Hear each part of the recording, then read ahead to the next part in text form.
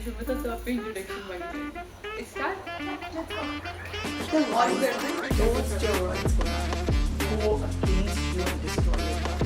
But Galati, you still have to do it. You still have to work out hard to get the result.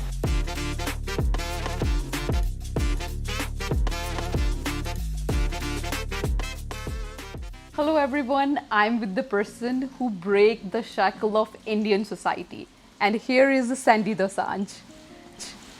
ਸਾਰੇ ਮੇਰੇ ਵੱਲੋਂ ਪਿਆਰ ਭਰੀ ਸਤਿ ਸ਼੍ਰੀ ਅਕਾਲ And Sandy Dosanjh ਇੱਕ ਚੰਗੇ ਇਨਸਾਨ ਤਾਂ ਹੈਗੇ ਹੀ ਹੈਗੇ ਆ and she's a very motivational also and biggest thing ਉਹਨਾਂ ਦੀਆਂ ਬਹੁਤ ਸਾਰੀਆਂ ਅਚੀਵਮੈਂਟਸ ਨੇ ਜਿਨ੍ਹਾਂ ਬਾਰੇ ਅਸੀਂ ਅੱਜ ਦੇ ਪੋਡਕਾਸਟ ਦੇ ਵਿੱਚ ਜਾਣੇ ਕਿ ਬੱਲਾਂ ਦੀ ਕੁੜੀ ਦੇ ਸ਼ੋਅ ਦੇ ਵਿੱਚ ਗੱਲ ਕਰਨ ਵਾਲੇ ਆ ਥੈਂਕ ਯੂ ਸੋ ਮਚ ਤੁਸੀਂ ਅੱਜ ਆਏ ਐਂਡ ਰੀਅਲੀ ਤੁਹਾਨੂੰ ਪਤਾ ਤੁਸੀਂ ਕਿੰਨੇ ਡਾਊਨ ਟੂ ਅਰਥ ਆ thank you so much Raman it means a lot ਯਾ ਇੰਨੇ ਸ਼ਾਰਟ ਨੋਟਿਸ ਤੇ ਆਉਣਾ ਨਾ ਮਤਲਬ ਅੱਜ ਦੇ ਪੋਡਕਾਸਟ ਦੇ ਵਿੱਚ ਜਦੋਂ ਅਸੀਂ ਗੱਲ ਕਰਦੇ ਆ ਨਾ ਕਿੰਨੀਆਂ ਇੰਟਰਵਿਊਜ਼ ਦੇਖੀਆਂ ਮੈਂ ਤੁਹਾਡੀਆਂ ਬਟ ਇੰਨੇ ਸ਼ਾਰਟ ਨੋਟਿਸ ਦੇ ਵਿੱਚ ਕਿਸੇ ਦੇ ਕੋਲ ਵੀ ਤੁਸੀਂ ਆਪਣਾ ਟਾਈਮ ਕੱਢ ਕੇ ਸਾਡੇ ਕੋਲ ਆਏ ਮਤਲਬ ਕਿੱਦਾਂ ਮਤਲਬ ਹਾਊ ਰਮਨ ਜਦੋਂ ਤੁਸੀਂ ਮੈਨੂੰ ਮੈਸੇਜ ਭੇਜਿਆ ਸੀ ਨਾ ਕਿ ਮੈਂ ਹੁਣੇ ਸ਼ੁਰੂ ਕੀਤਾ ਹਾਂ ਮੈਨੂੰ ਉਹ ਮੈਸੇਜ ਹੀ ਇੰਨਾ ਸੋਹਣਾ ਲੱਗਾ ਕਿਉਂਕਿ ਮੈਨੂੰ ਜ਼ਿਆਦਾ ਜਦੋਂ ਮੈਂ ਨਵੀਂ ਇੰਡੀਆ ਤੋਂ ਆਈ ਹੋਈ ਸੀ ਜੀ ਤੇ ਮੈਨੂੰ ਵੀ ਇੱਦਾਂ ਹੀ ਲੱਗਦਾ ਸੀ ਕਿ ਮੈਂ ਇਕੱਲੀ ਜਿਹੀ ਹਾਂ I was looking for my belonging ਜੀ ਤੇ ਜਦੋਂ ਵੀ ਮੇਰੇ ਨਾਲ ਕੋਈ ਐਦਾਂ ਗੱਲ ਕਰਦਾ ਕਿ ਮੈਂ ਛੋਟਾ ਵੱਡਾ ਨਹੀਂ ਰਮਨ ਜੀ ਇਹ ਤਾਂ ਆਪਣੀ ਸੋਚ ਆ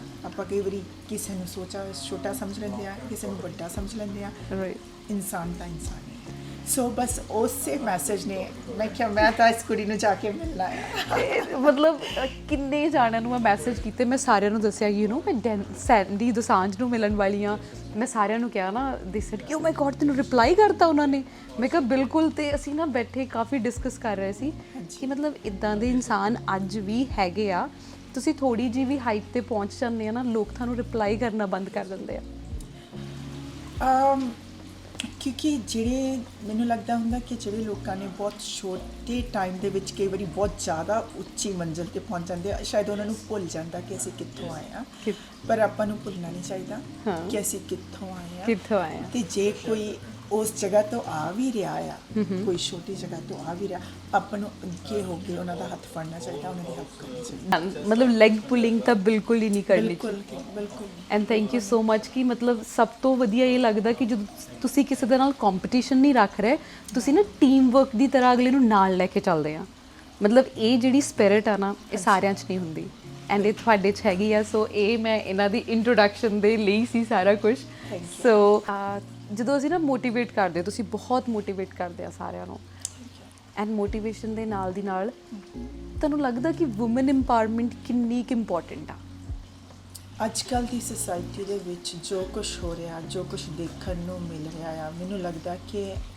ਅਸੀਂ ਕਾਫੀ ਇੰਪਾਵਰ ਆ ਇਹ ਨਹੀਂ ਮੈਂ ਕਹਿ ਰਹੀ ਵੂਮਨ ਇੰਪਾਵਰਮੈਂਟ ਬਹੁਤ ਅੱਗੇ ਤੱਕ ਪਹੁੰਚ ਰਹੀ ਆ ਪਰ ਕਈ ਗੱਲਾਂ ਦੇ ਵਿੱਚ ਅਸੀਂ ਗਲਤ ਵੀ ਆ ਵੂਮਨ ਇੰਪਾਵਰਮੈਂਟ ਅਸੀਂ ਜਦੋਂ ਅਸੀਂ ਸੋਚਦੇ ਹਾਂ ਕਿ ਕਈ ਚੀਜ਼ਾਂ ਜਿਹੜੀਆਂ ਆ ਕਿ ਅਸੀਂ ਉਹ ਕਰਨੀਆਂ ਆ ਇਹਦੇ ਨਾਲ ਹੀ ਵੂਮਨ ਇੰਪਾਵਰਮੈਂਟ ਹੋ ਸਕਦੀ ਆ ਐਵਰੀਡੇ ਪਾਰਟੀ ਕਰਨੀ ਆ ਜਾਂ ਐਵਰੀਡੇ ਡਰਿੰਕਿੰਗ ਕਰਨੀ ਆ ਜਾਂ ਸਾਡਾ ਅਸੀਂ ਫੈਮਿਲੀ ਨੂੰ ਟਾਈਮ ਨਹੀਂ ਦੇ ਰਹੇ ਜਾਂ ਕੁਝ ਵੀ ਨਹੀਂ ਕਰ ਰਹੇ ਸੋ ਮੇਰੇ ਖਿਆਲ ਦੇ ਵਿੱਚ ਇਹ ਅਸੀਂ ਮਿਸਯੂਜ਼ ਇੰਪਾਵਰਮੈਂਟ ਇਹ ਵੀ ਵੂਮਨ ਇੰਪਾਵਰਮੈਂਟ ਨਹੀਂ ਆ ਜਦੋਂ ਤੁਸੀਂ ਆਪਣੀਆਂ ਸਾਰੀਆਂ ਜ਼ਿੰਮੇਵਾਰੀਆਂ ਨੂੰ ਨਾਲ ਲੈ ਕੇ ਚੱਲਦੇ ਆ ਜੀ ਤੇ ਫਿਰ ਆਪਣਾ ਕੋਈ ਗੋਲ ਅਕੰਪਲਿਸ਼ ਅਚੀਵ ਕਰਦੇ ਆ ਦੈਟਸ ਅ ਵੂਮਨ ਇੰਪਾਵਰਮੈਂਟ ਤੁਸੀਂ ਇਹ ਨਹੀਂ ਕਿ ਆਪਣੀਆਂ ਜਿਹੜੀਆਂ ਤੁਹਾਡੀਆਂ ਰਿਸਪੌਂਸਿਬਿਲਟੀਆਂ ਉਹਨਾਂ ਨੂੰ ਸਾਰਾ ਭੁੱਲ ਗਏ ਛੱਡ ਦਿੱਤਾ ਤੇ ਤੁਸੀਂ ਸਿਰਫ ਇਹ ਆ ਕਿ it's just me because I have reached certain stage I think ਸਾਰਿਆਂ ਨੂੰ ਨਾਲ ਲੈ ਕੇ ਚੱਲਣਾ that's a woman empowerment ਤੁਸੀਂ ਬਹੁਤ ਸਾਰੀਆਂ ਇੰਟਰਵਿਊਜ਼ ਜਾਂ ਬਹੁਤ ਸਾਰੇ ਲੋਕਾਂ ਨੂੰ ਸੁਣਿਆ ਹੋਣਾ ਗੱਲ ਕਰਦੇ ਆ ਫਰੀडम ਹੈ ਨਾ ਮਤਲਬ ਜਨਰਲੀ ਗੱਲ ਕਰਦੇ ਹੁਣ ਬੰਦਾ ਸੋਚਦਾ ਫਰੀडम ਕੀ ਹੋਊਗੀ ਖਾਨੇ ਆ ਕੁੜੀਆਂ ਦੀ ਮਤਲਬ ਕੁੜੀਆਂ ਦੀ ਫਰੀडम ਨਹੀਂ ਹੈਗੀ ਉਹਨਾਂ ਨੂੰ ਫਰੀडम ਚਾਹੀਦੀ ਹੈ ਨਾ ਫਿਰ ਬੰਦਾ ਸੋਚਦਾ ਵੀ ਅਸੀਂ ਆਪਣੀਆਂ ਪੇਰੈਂਟਸ ਵੀ ਸੋਚਦੇ ਆ ਹਰ ਬੰਦਾ ਸੋਚਦਾ ਕਿ ਅਸੀਂ ਉਹਨਾਂ ਨੂੰ ਵਧੀਆ ਕੱਪੜਾ ਪਾਉਣ ਨੂੰ ਵੀ ਦਿੰਦੇ ਆ ਖਾਣ ਨੂੰ ਵੀ ਦਿੰਦੇ ਆ ਸੇਮ ਮਤਲਬ ਜਿਵੇਂ ਅਸੀਂ ਆਪਣੇ ਬੇਟੇ ਨੂੰ ਰੇਜ਼ਡ ਅਪ ਕਰ ਰਹੇ ਆ ਸੇਮ ਵੇ ਦੇ ਨਾਲ ਕਰ ਰਹੇ ਆ ਬਟ ਫਿਰ ਵੀ ਫਰੀडम ਦੀ ਗੱਲ ਕਿੱਥੇ ਹੁੰਦੀ ਆ ਫਰੀडम ਦੀ ਗੱਲ ਜੇ ਮੈਂ ਆਪਣੀ ਐਗਜ਼ਾਮਪਲ ਦਵਾਂ, ਭਾਵੇਂ ਕਿ ਮੇਰੀ ਹੁਣ ਏਜ, ਮੈਂ ਸਰਟਨ ਏਜ ਤੇ ਪਹੁੰਚ ਚੁੱਕੀ, ਮੈਂ 2 ਟੀਨਏਜਰ ਬੱਚਿਆਂ ਦੀ ਮਾਂ ਆ ਜੀ। ਆਪਣੇ ਇਨ-ਲॉज ਦੇ ਨਾਲ ਵੀ ਰਹਿੰਦੀ ਹਾਂ, ਆਪਣੀ ਫੈਮਿਲੀ 'ਚ ਰਹਿੰਦੀ ਹਾਂ, ਸਾਰੀਆਂ ਰਿਸਪੌਂਸਿਬਿਲਿਟੀਆਂ ਪੂਰੀਆਂ ਹੈਂਡਲ ਕਰ ਰਹੇ ਹਾਂ ਹੈਂਡਲ ਜੀ। ਕਰ ਰਹੀ ਹਾਂ। ਜਦੋਂ ਮੈਂ ਬਾਡੀ ਬਿਲਡਿੰਗ ਕਰਦੀ ਹਾਂ, ਜਿਹੜਾ ਕਮਿਊਨਿਟੀ ਦਾ ਹੰਗਾਰਾ ਇੱਕ ਮੇਲ ਨੂੰ ਮਿਲਦਾ ਹੈ ਜਦੋਂ ਬਾਡੀ ਬਿਲਡਿੰਗ ਕਰਦਾ, ਜਦੋਂ ਉਹ ਕੁਛ ਜਿੱਤ ਕੇ ਆਉਂਦਾ ਜੀ। ਸਾਰੇ ਤੁਸੀਂ ਢੋਲ ਵਜਾਉਂਦੇ ਹੋ, ਤੁਸੀਂ ਉਹਨੂੰ ਨਗਾੜੇ ਵਜਾਉਂਦੇ ਆ, ਵਾਲਾ- ਵੈਲਕਮ ਕਰਦੇ ਆ। ਤੇ ਜਦੋਂ ਇੱਕ ਲੇਡੀ ਜਿੱਤ ਕੇ ਆਉਂਦੀ ਆ, ਉਦੋਂ ਉਹ ਵਾਲੀ ਜਿਹੜੀ ਆ ਹੱਲਾਸ਼ੇਰੀ ਨਹੀਂ ਮਿਲਦੀ। That's ਉਦੋਂ ਲੱਗਦਾ ਹੈ ਕਿ that's so that's the true meaning of freedom. So that is called the freedom. I think freedom is not ਕਿ ਤੁਸੀਂ ਕਿ ਜੇ ਬੰਦਾ ਉਹ ਕਰਦਾ ਤੇ ਮੈਂ ਵੀ ਉਹ ਕਰਨਾ। ਮੈਂ ਮੰਗਦੀ ਹਾਂ ਕਿ ਫਰੀडम ਹੋਵੇ ਕਿ Equality. ਜੇ ਤੁਸੀਂ ਉਸ ਬੰਦੇ ਨੂੰ, ਮੁੰਡੇ ਨੂੰ ਇੰਨੀ ਹੱਲਾਸ਼ੇਰੀ ਦੇ ਰਹੇ ਆ, ਕੁੜੀ ਨੂੰ ਵੀ ਉਨੀ ਦਿਓ। ਹਾਂ, ਕਿਉਂਕਿ ਪਾਲਿਆ ਦੋਨਾਂ ਨੂੰ ਬਰਾਬਰ ਗਿਆ। ਬਿਲਕੁਲ। ਹੁਣ ਬੱਚੇ ਜੇ ਤੁਸੀਂ ਬੱਚੇ ਨੂੰ ਭੁੱਖ ਲੱਗੀ ਆ, ਜੋ ਬੇਟੀ ਨੂੰ ਖਾਣ ਨੂੰ ਦਿੱਤਾ ਉਹੀ ਉਹਨੂੰ ਦਿੱਤਾ। ਹੁਣ ਮੰਨ ਲਓ ਕਿ ਬੱਚਾ, ਜੇ ਬੇਟਾ ਕੱਲ੍ਹ ਨੂੰ ਜ਼ਿਆਦਾ ਸੇਮ ਚੀਜ਼ ਅਚੀਵ ਕਰ ਰਿਹਾ, ਬਟ ਉਹਨੂੰ ਤੁਸੀਂ ਚੇਅਰ ਅਪ ਕਰ ਰਹੇ ਆ, ਬੇਟੀ ਨੂੰ ਉਸ ਲੈਵਲ ਤੇ ਕੁਐਸਚਨਿੰਗ ਹੋ ਰਹੀ ਹੈ, ਚੇਅਰ ਅਪ ਨਹੀਂ, ਕੁਐਸਚਨਿੰਗ ਹੋ ਰਹੀ ਆ। that's the freedom we are actually craving for. ਪਰ ਜਦੋਂ ਸਾਨੂੰ ਉਹ ਮਿਲਦੀ ਨਹੀਂ, ਹਾਂ, ਅਸੀਂ ਰੋਂਗ ਚੀਜ਼ਾਂ ਦੇ ਵਿੱਚ ਫਰੀडम ਲੱਭਦੇ ਆ। ਅਸੀਂ ਫਿਰ ਰੋਂਗ ਚੀਜ਼ਾਂ ਕਰਕੇ ਸਾਨੂੰ ਲੱਗਦਾ ਕਿ ਅਸੀਂ ਫਰੀडम ਪਾ ਲਈ ਆ। ਜੀ। ਸੋ ਜਿਹੜਾ ਫਰੀडम ਦਾ ਹੀ ਗੱਲ ਆ, ਹੁਣ ਦੇਖੋ ਤੁਸੀਂ ਕਿੰਨੀਆਂ ਅਚੀਵਮੈਂਟਸ ਤੇ ਪਹੁੰਚੇ ਆ। ਤੁਸੀਂ, ਤੁਹਾਡੀ ਜਰਨੀ ਆ ਜਿਹੜੀ, ਤੁਸੀਂ 2012 ਤੋਂ ਸਟਾਰਟ ਕੀਤਾ, 2012 ਤੋਂ ਸ਼ੁਰੂਆਤ, ਹੁਣ 2023 ਚੱਲ ਰਿਹਾ। 10 ਸਾਲ। ਤੁਸੀਂ 10 ਸਾਲ ਦੀ ਜਰਨੀ ਦੇ ਵਿੱਚ ਜਿੱਤੇ ਵੀ ਹੋਵੋਗੇ, ਹਾਰੇ ਵੀ ਹੋਵੋਗੇ, ਬਟ ਗਿਵ ਅਪ ਨਹੀਂ ਕੀਤਾ ਹੋਊਗਾ ਜੀ। ਬਟ ਅੱਜ 2023 ਦੇ ਵਿੱਚ ਤੁਹਾਨੂੰ ਕੋਈ ਇਹ ਗੱਲ ਪੁੱਛੇ ਕਿ ਸੈਂਡੀ, ਕਿ ਤੁਸੀਂ ਇੱਕ ਮਤਲਬ ਜਿਹੜੀ ਇਹ ਗੇਮ ਆ ਜੋ ਤੁਸੀਂ ਜਿਹੜਾ ਕਰ ਰਹੇ ਆ, ਬਿਲਕੁਲ, ਇਹ bodybuilding। ਮੈਨ ਮੋਨੋਪਲੀ ਆ, ਹਾਂਜੀ। ਮਤਲਬ ਕਿ that's not a feminism thing ਨਹੀਂ ਹੈਗੀ। ਜੀ। ਸੋ ਤੁਸੀਂ ਉਹਦੇ ਵਿੱਚ, ਉਸ ਸਟੇਜ ਦੇ ਵਿੱਚ ਆਪਣੇ ਆਪ ਨੂੰ ਰੀਪ੍ਰੈਜ਼ੈਂਟ ਕਰ ਰਹੇ ਆ, ਤੁਸੀਂ ਆਪਣੀ ਬਾਡੀ ਦਿਖਾ ਰਹੇ ਆ, ਸ਼ੋ ਆਫ ਕਰ ਰਹੇ ਆ। ਬਿਲਕੁਲ। ਬਿਕਨੀ ਦੇ ਵਿੱਚ ਤੁਹਾਨੂੰ ਕਿਵੇਂ ਫੀਲ ਹੋ ਰਿਹਾ? ਤੁਹਾਨੂੰ ਇਹ ਕੁਐਸਚਨ ਕਿਵੇਂ ਦਾ ਲੱਗਦਾ ਸੁਣ ਕੇ? ਮੈਨੂੰ ਇਹ ਕੁਐਸਚਨ ਬਹੁਤ ਸਟ੍ਰੇਂਜ ਲੱਗਦਾ, ਕਿਉਂਕਿ ਮੈਂ ਬੱਚਿਆਂ ਨਾਲ ਪੂਲ ਨੂੰ ਜਾਂਦੀ ਰਹਿੰਦੀ ਹਾਂ। ਜੀ। ਸਿੰਪਲ ਜੀ ਗੱਲ ਕਰੀਏ, ਉੱਥੇ ਮੈਂ ਦੇਖਦੀ ਹਾਂ ਆਪਣੀਆਂ ਲੇਡੀਜ਼ ਆਰਾਮ ਦੇ ਨਾਲ ਬਿਕਨੀ 'ਚ ਹੀ ਬੈਠੀਆਂ ਨੇ, ਐਂਡ ਵਿਚ ਇਜ਼ ਓਕੇ, ਚਾਹੀਦਾ ਵੀ ਆ, ਜੈਸਾ ਦੇਸ਼ ਵੈਸਾ ਪੀਸ, ਜਿਸ ਜਗ੍ਹਾ ਤੇ ਜਾਓਗੇ ਉਹੀ ਪਾਉਂਗੇ। ਹਾਂ, ਪਰ ਗੱਲ ਇਹ ਆ ਕਿ ਜਦੋਂ ਇੱਕ ਲੇਡੀਜ਼ ਦੇਸ਼ ਤੇ ਬਿਕਨੀ ਪਾ ਕੇ ਖੜੀ ਆ, ਤੁਸੀਂ ਉਹਦੇ ਪਿੱਛੇ ਉਹਦੇ ਸੈਕਰੀਫਾਈਸ ਨਹੀਂ ਦੇਖ ਰਹੇ ਕਿ ਉਹ ਇੱਕ ਮਦਰ ਵੀ ਆ, ਇੱਕ ਡਾਟਰ ਇਨ ਲਾਅ ਵੀ ਆ, ਇੱਕ ਕੰਮ ਕਰਨ ਵਾਲੀ ਔਰਤ ਵੀ ਆ, ਸੋਸਾਇਟੀ ਦੇ ਨਾਲ ਡੀਲ ਵੀ ਕਰ ਰਹੀ ਆ, ਜੋ ਇੰਨਾ ਹਾਰਡ ਵਰਕ ਕਰਕੇ ਕਿੰਨਾ ਕੁਛ ਉਹਨੇ ਡੈਡੀਕੇਟ ਕੀਤਾ ਜਾਂ ਸੈਕਰੀਫਾਈਸ ਕੀਤਾ to go to that Stage। ਤੇ ਤੁਹਾਡਾ ਕੁਐਸਚਨ ਸਿਰਫ ਇਹੀ ਰਹਿ ਗਿਆ। ਤੁਸੀਂ ਇਹ ਪੁੱਛ ਰਹੇ ਆ, ਤੁਸੀਂ ਇਹ ਪੁੱਛੋ ਕਿ ਤੁਸੀਂ ਮੈਨੇਜ ਕਿਵੇਂ ਕਰ ਰਹੇ ਆ। ਸੋ ਮੈਨੂੰ ਆਨਸਰ ਦੇਣ ਲੱਗੇ ਨਹੀਂ ਦੁੱਖ ਹੁੰਦਾ, ਮੈਨੂੰ ਉਸ ਬੰਦੇ ਦੀ ਸੋਚਣੀ ਤੇ ਦੁੱਖ ਹੁੰਦਾ ਜਿਹੜਾ ਕੁਐਸਚਨ ਕਰ ਰਿਹਾ। ਇਹ ਕਿਹੋ ਜਿਹਾ? You are still like 21st century ਦੇ ਵਿੱਚ ਤੁਸੀਂ Yeah. ਕਿਸੇ ਨੂੰ ਇਹ ਪੁੱਛੋ ਕਿ ਤੁਸੀਂ ਇਸ ਗੇਮ ਨੂੰ ਹੋਰ ਅੱਗੇ ਕਿਵੇਂ ਲੈ ਕੇ ਜਾਓਗੇ, ਬਿਲਕੁਲ ਤੁਸੀਂ ਬਾਕੀਆਂ ਦੇ ਲਈ ਕੀ ਕਰੋਗੇ। ਕਿ ਪਰ ਮੈਨੂੰ ਇਸ ਗੱਲ ਦੀ, ਰਮਨ, ਮੈਂ ਐਡ ਕਰਨਾ ਮੰਗਦੀ, ਜਦੋਂ ਇਦਾਂ ਦੇ ਕੁਐਸਚਨ ਪੁੱਛੇ ਜਾਂਦੇ ਆ, ਜੀ। ਮੈਂ ਤਾਂ ਚਲੋ ਫਿਰ ਵੀ ਇੱਕ ਫੈਮਿਲੀ ਦੇ ਨਾਲ ਰਹਿ ਰਹੀ ਹਾਂ, ਫਿਰ ਮੈਂ ਸੋਚਦੀ ਹੁੰਦੀ ਆ ਜੇ ਕੋਈ ਸਿੰਗਲ ਲੇਡੀ ਹੋਵੇ ਜੀ। ਜਿਹੜੀ ਇਦਾਂ ਦਾ ਸ਼ੋਅ ਕਰ ਰਹੀ ਆ, ਜੀ। ਮੰਨ ਲਓ ਸਿੰਗਲ ਆ ਜਾਂ ਡਿਵੋਰਸ ਆ ਜਾਂ ਜੋ ਕੁਛ ਵੀ ਹੈ, ਜੀ। ਜੇ ਉਹਨਾਂ ਨੂੰ ਇਦਾਂ ਦੇ ਕੁਐਸਚਨ ਰੇਜ਼ ਕੀਤੇ ਜਾਣਗੇ ਤਾਂ ਉਹ ਕੀ ਸੋਚਣਗੀਆਂ? ਮਤਲਬ ਸਪੈਸ਼ਲ ਲੱਗੂਗਾ, ਪੁਆਇੰਟ ਆਊਟ ਹੋਇਆ remind ਕਰਾਇਆ ਜਾਂਦਾ ਆ ਹਾਂ। ਕਿ ਤੂੰ ਤਾਂ ਕਰਕੇ ਸਿੰਗਲ ਆ, that's the you understand very yes, exactly. ਜੇ ਮੇਰੀ ਫੈਮਿਲੀ ਮੇਰੇ ਨਾਲ ਖੜੀ ਆ, ਮੈਨੂੰ ਇਦਾਂ ਦੇ ਕੁਐਸਚਨ ਰੇਜ਼ ਕਰਦੇ, ਮੈਨੂੰ ਕੋਈ ਫਰਕ ਨਹੀਂ ਪੈਂਦਾ, ਪਰ ਮੈਂ ਸੋਚਦੀ ਆ ਫਿਰ ਕਿੰਨੀਆਂ ਲੇਡੀਜ਼, ਕੁੜੀਆਂ, ਔਰਤਾਂ ਜਿਹੜਾ ਇਹ ਕਰਨਾ ਮੰਗਦੀਆਂ But ਉਹ ਪਰ ਉਹ ਕਰ ਨਹੀਂ ਪਾ ਰਹੀਆਂ, ਕਿਉਂਕਿ ਉਹਨਾਂ ਨੂੰ ਹੁੰਦਾ ਕਿ ਉਹ ਆਨਸਰ ਕਿੱਦਾਂ ਕਰਨਗੀਆਂ ਸੋਸਾਇਟੀ ਨੂੰ, ਹਾਂ, that's because these questions been asked. Same ਜਿਹੜੀ ਤੁਸੀਂ ਹੁਣ ਗੱਲ ਕੀਤੀ ਆ, ਥੋੜੇ ਦਿਨ ਪਹਿਲਾਂ ਮੇਰੀ ਇੱਕ ਫਰੈਂਡ ਮੈਨੂੰ ਦੱਸ ਰਹੀ ਆ, ਅਸੀਂ ਨਾ ਸ਼ਾਮ ਨੂੰ ਜਿਮ ਜਾਂਦੇ ਹੁੰਦੇ ਆ, ਮੈਂ ਉਹਨੂੰ ਕਿਹਾ, ਮੈਂ ਕਿਹਾ ਤੂੰ ਅੱਜ ਬੜੀ ਅਪਸੈਟ ਲੱਗਦੀ ਆ। ਸ਼ੀ ਸੈਡ ਕਿ ਮੇਰੇ ਬ੍ਰਦਰ ਦਾ, ਮੇਰੇ ਭਰਾ ਦਾ ਮੈਨੂੰ ਫੋਨ ਆਇਆ, ਉਹ ਮੈਨੂੰ ਕਹਿੰਦਾ ਕਿ ਤੂੰ ਕਿਹੋ ਜੀ ਮਾਂ ਵਾ, ਤੇਰਾ 5-6 ਸਾਲ ਦਾ ਬੱਚਾ, ਤੂੰ ਆਪਣਾ ਬੱਚਾ ਮਾਂ ਦੇ ਕੋਲ ਛੱਡ ਕੇ ਤੇ ਜਿਮ ਜਾ ਰਹੀ ਆ, ਭਾਵੇਂ ਤੂੰ 2 ਘੰਟੇ ਲਈ ਜਾ ਰਹੀ ਆ, ਭਾਵੇਂ ਘੰਟੇ ਲਈ, ਮਤਲਬ ਇਦਾਂ ਦੀ ਮਾਂ ਕਿਵੇਂ ਹੋ ਸਕਦੀ ਆ? ਦੈਟਸ ਨਾਟ ਤੁਸੀਂ ਸੋਚੋ, ਦੈਟਸ ਉਹਦਾ ਬ੍ਰਦਰ ਉਹਨੂੰ ਇਹ ਗੱਲ ਕਹਿ ਰਿਹਾ, not anyone else. not anyone else, always ਬਾਹਰਲੇ ਲੋਕੀ ਨਹੀਂ ਹੁੰਦੇ ਜਿਹੜੇ ਤੁਹਾਨੂੰ ਪੁੱਲ ਕਰਦੇ ਆ, ਤੁਹਾਡੇ ਆਪਣੇ ਹੁੰਦੇ ਆ, ਜਿਹੜੇ ਤੁਹਾਡੇ ਸਭ ਤੋਂ ਨਜ਼ਦੀਕ ਹੁੰਦੇ ਆ, ਉਹੀ ਤੁਹਾਨੂੰ ਥੱਲੇ ਰੱਖਦੇ ਆ। ਇਹ ਸੱਚਾਈ ਆ। ਇਸ ਨਾ ਗੱਲ ਦੇ ਵਿੱਚੋਂ ਮੈਨੂੰ ਇਹ ਲੱਗ ਰਿਹਾ ਕਿ ਸੋਸਾਇਟੀ ਨੇ ਨਾ ਕੁੜੀਆਂ ਦੇ ਲਈ ਸਪੈਸ਼ਲ ਫॉर ਐਗਜ਼ਾਮਪਲ ਲਾਈਕ ਆਪਾਂ ਕਹਿ ਸਕਦੇ ਹਾਂ ਕਿ ਇਨ ਦਾ ਆਈਡੀਆ ਆਫ ਦਾਰਾ good woman, good girl, good wife, good anything like in a feminism ਕੋਈ ਵੀ ਗੁੱਡ, ਉਹਨਾਂ ਨੂੰ ਇਹ ਕਿਹਾ ਗਿਆ, ਇੱਕ ਪੋਰਟਰੇ ਕਰ ਦਿੱਤਾ ਗਿਆ ਕਿ ਜੇ ਤੁਸੀਂ ਇਸ ਪਿਕਚਰ ਦੇ ਵਿੱਚ ਆ, ਜੇ ਤੁਸੀਂ ਆਪਣੇ ਘਰ ਰਹਿ ਰਹੀਆਂ, ਘਰ ਸੰਭਾਲ ਰਹੀਆਂ ਵਾ ਸਾਰਾ ਕੁਝ, then you are the best। ਆਪਣੇ ਡ੍ਰੀਮਸ ਛੱਡ ਦਿਓ, ਆਪਣੇ ਗੋਲਸ ਛੱਡ ਦਿਓ, ਆਪਣੇ ਸਾਰੇ ਇਨਸਪੀਰੇਸ਼ਨ ਸਾਰਾ ਕੁਝ ਛੱਡ ਦਿਓ। ਹਾਂ, ਤੇ ਫਿਰ ਤੁਸੀਂ ਬਹੁਤ ਪਰਫੈਕਟ ਆ। then you are actually otherwise ਉਹ ਤੁਹਾਨੂੰ ਕਹਿੰਦੇ ਆ ਕਿ ਤੁਸੀਂ ਆਊਟ ਆਫ ਸੋਸਾਇਟੀ ਆ, ਤੁਸੀਂ ਬਾਗੀ ਔਰਤਾਂ ਵਾ। question mark you know question ਲਾ ਦਿੱਤਾ ਜਾਂਦਾ ਹੈ। ਸਪੈਸ਼ਲ ਵਰਡ ਹੈ ਜਿਵੇਂ ਕਿਸੇ ਦਾ ਦੇਖਿਆ, ਉਹ ਕਹਿੰਦੇ ਫਿਰ ਇਹਨਾਂ ਔਰਤਾਂ ਨੂੰ ਪੰਜਾਬੀ ਦੇ ਵਿੱਚ ਕਿਹਾ ਗਿਆ ਬਾਗੀ ਔਰਤਾਂ ਕਿਹਾ ਜਾਂਦਾ, ਜਿਹੜਾ That's wrong। ਮੈਂ ਸੋਚੀ ਕਿੱਥੋਂ, ਜਾਂ ਤੁਹਾਡਾ ਕੀ ਓਪੀਨੀਅਨ ਆ ਥਿਓਰੀਜ਼ ਬਾਰੇ ਵੀ ਜਦੋਂ ਲੋਕ ਇਦਾਂ ਕਹਿੰਦੇ ਆ? ਜੇ ਇੱਕ ਲੇਡੀ ਉਹਦਾ ਵੀ ਕੋਈ ਗੋਲ ਆ, ਉਹਦੀ ਵੀ ਕੋਈ ਡ੍ਰੀਮ ਆ, ਜੇ ਆਪਣੇ ਡ੍ਰੀਮ ਨੂੰ ਪੂਰਾ ਕਰ ਰਹੀ ਹੈ ਤਾਂ ਉਹ ਬਾਗੀ ਕਿੱਦਾਂ ਹੋ ਰਹੀ ਆ? ਹਾਂ, ਹਾਓ ਉਹ ਵੀ ਉਹ ਇਨਸਾਨ ਹੈ, ਹਿਊਮਨ ਹੈ, ਤਾਂ ਐਂਡ ਆਫ ਦਾ ਡੇ ਉਹਨੂੰ ਵੀ ਉਨਾ ਹੀ ਚਾਂਸ ਮਿਲਣਾ ਚਾਹੀਦਾ ਆਪਣੇ ਡ੍ਰੀਮ ਨੂੰ ਅਲਾਈਵ ਕਰਨ ਲਈ ਜਿੰਨਾ ਕਿਸੇ ਹੋਰ ਨੂੰ ਮਿਲ ਰਿਹਾ ਹੈ। ਰਾਈਟ। ਆਈ ਡੋਂਟ ਥਿੰਕ ਫਿਰ ਜੇ ਉਹਦਾ ਵਿਆਹ ਹੋ ਜਾਂਦਾ ਤੇ ਮਤਲਬ ਉਹਨੂੰ ਇੱਕ ਕਹਿ ਦੇਣਾ ਕਿ ਨਹੀਂ ਹੁਣ ਤੂੰ ਇੱਕ ਟਰਮ ਕੰਡੀਸ਼ਨਸ ਦੇ ਵਿੱਚ ਆ, ਜੇ ਤੂੰ ਬਾਹਰ ਆਉਣੀ ਆ ਨਾ ਦਿਨ ਤੂੰ ਇੱਕ ਚੰਗੀ ਹਾਊਸ ਵਾਈਫ ਨਹੀਂ ਹੈਗੀ, ਤੂੰ ਇੱਕ ਚੰਗੀ ਵਾਈਫ ਹੀ ਨਹੀਂ ਹੈਗੀ, ਵਾਈਫ ਨਹੀਂ, ਚੰਗੀ ਮਾਂ ਨਹੀਂ ਹੈ।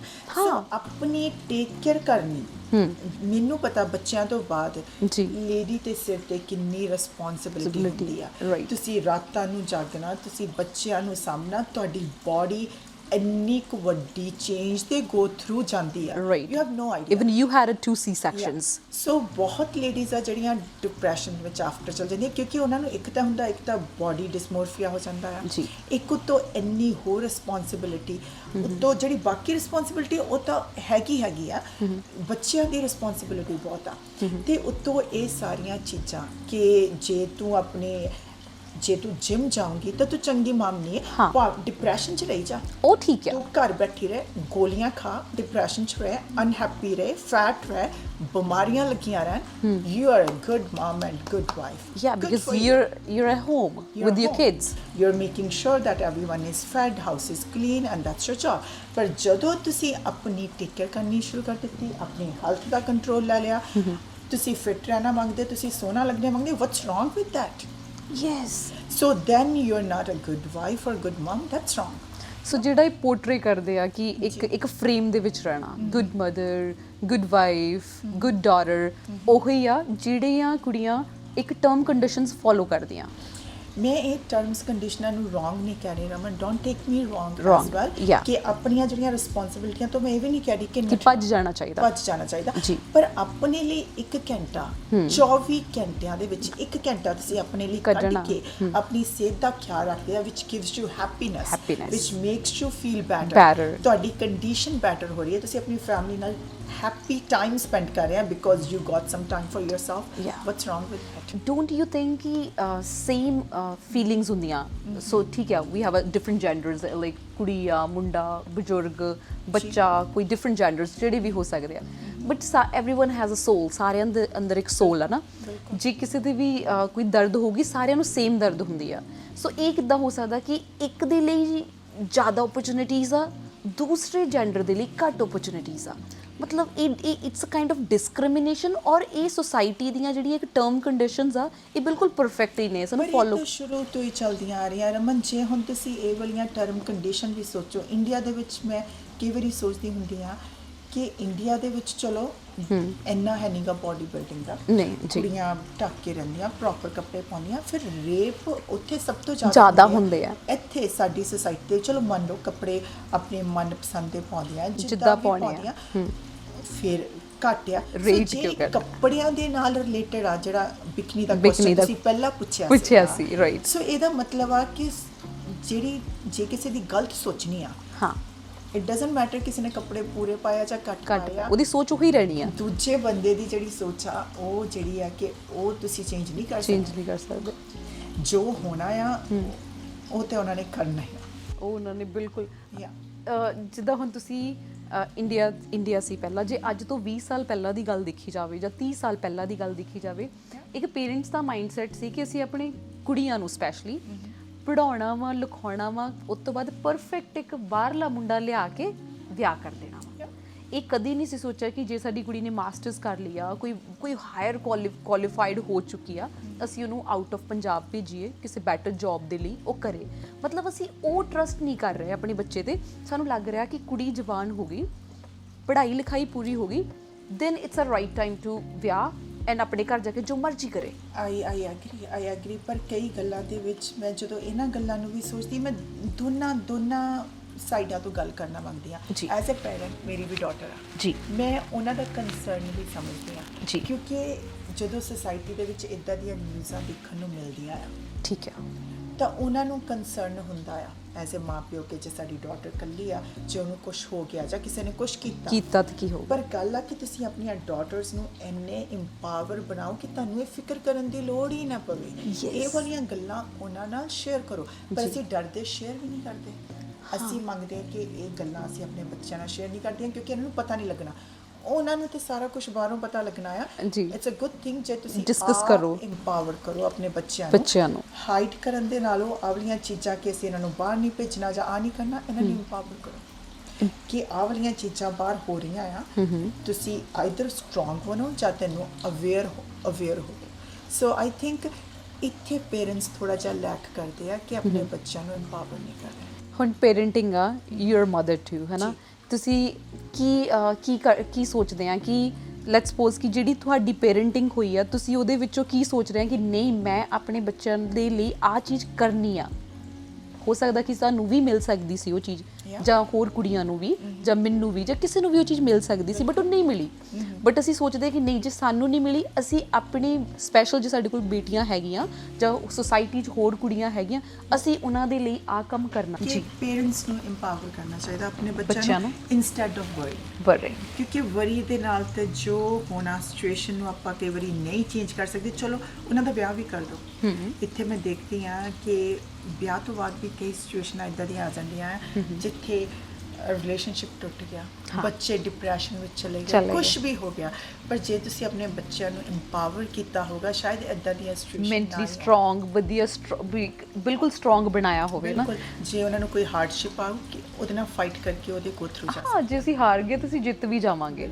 ਸਿਰਫ ਜਿੱਤਣ ਦੀ ਆਦਤ ਪਾਉਣਾ ਵੀ ਆਈ ਥਿੰਕ ਖਰਾਬ ਆ। I think it's very wrong. ਆਪਾਂ ਨੂੰ ਕਦੀ ਡਿੱਗਣਾ ਵੀ ਚਾਹੀਦਾ ਆ, so we can understand the pain. ਹਾਂ, ਨਹੀਂ ਦਰਦ ਨਹੀਂ ਮਹਿਸੂਸ ਹੁੰਦੀ। ਅਦਰਵਾਈਜ਼ ਆਪਾਂ ਨੂੰ ਪਤਾ ਹੀ ਨਹੀਂ ਲੱਗਣਾ ਕਿ ਦੂਜਾ ਬੰਦਾ, ਮੈਂ ਹੁਣ ਤੁਹਾਨੂੰ ਆਪਣੀ ਗੱਲ ਦੱਸਦੀ ਹਾਂ।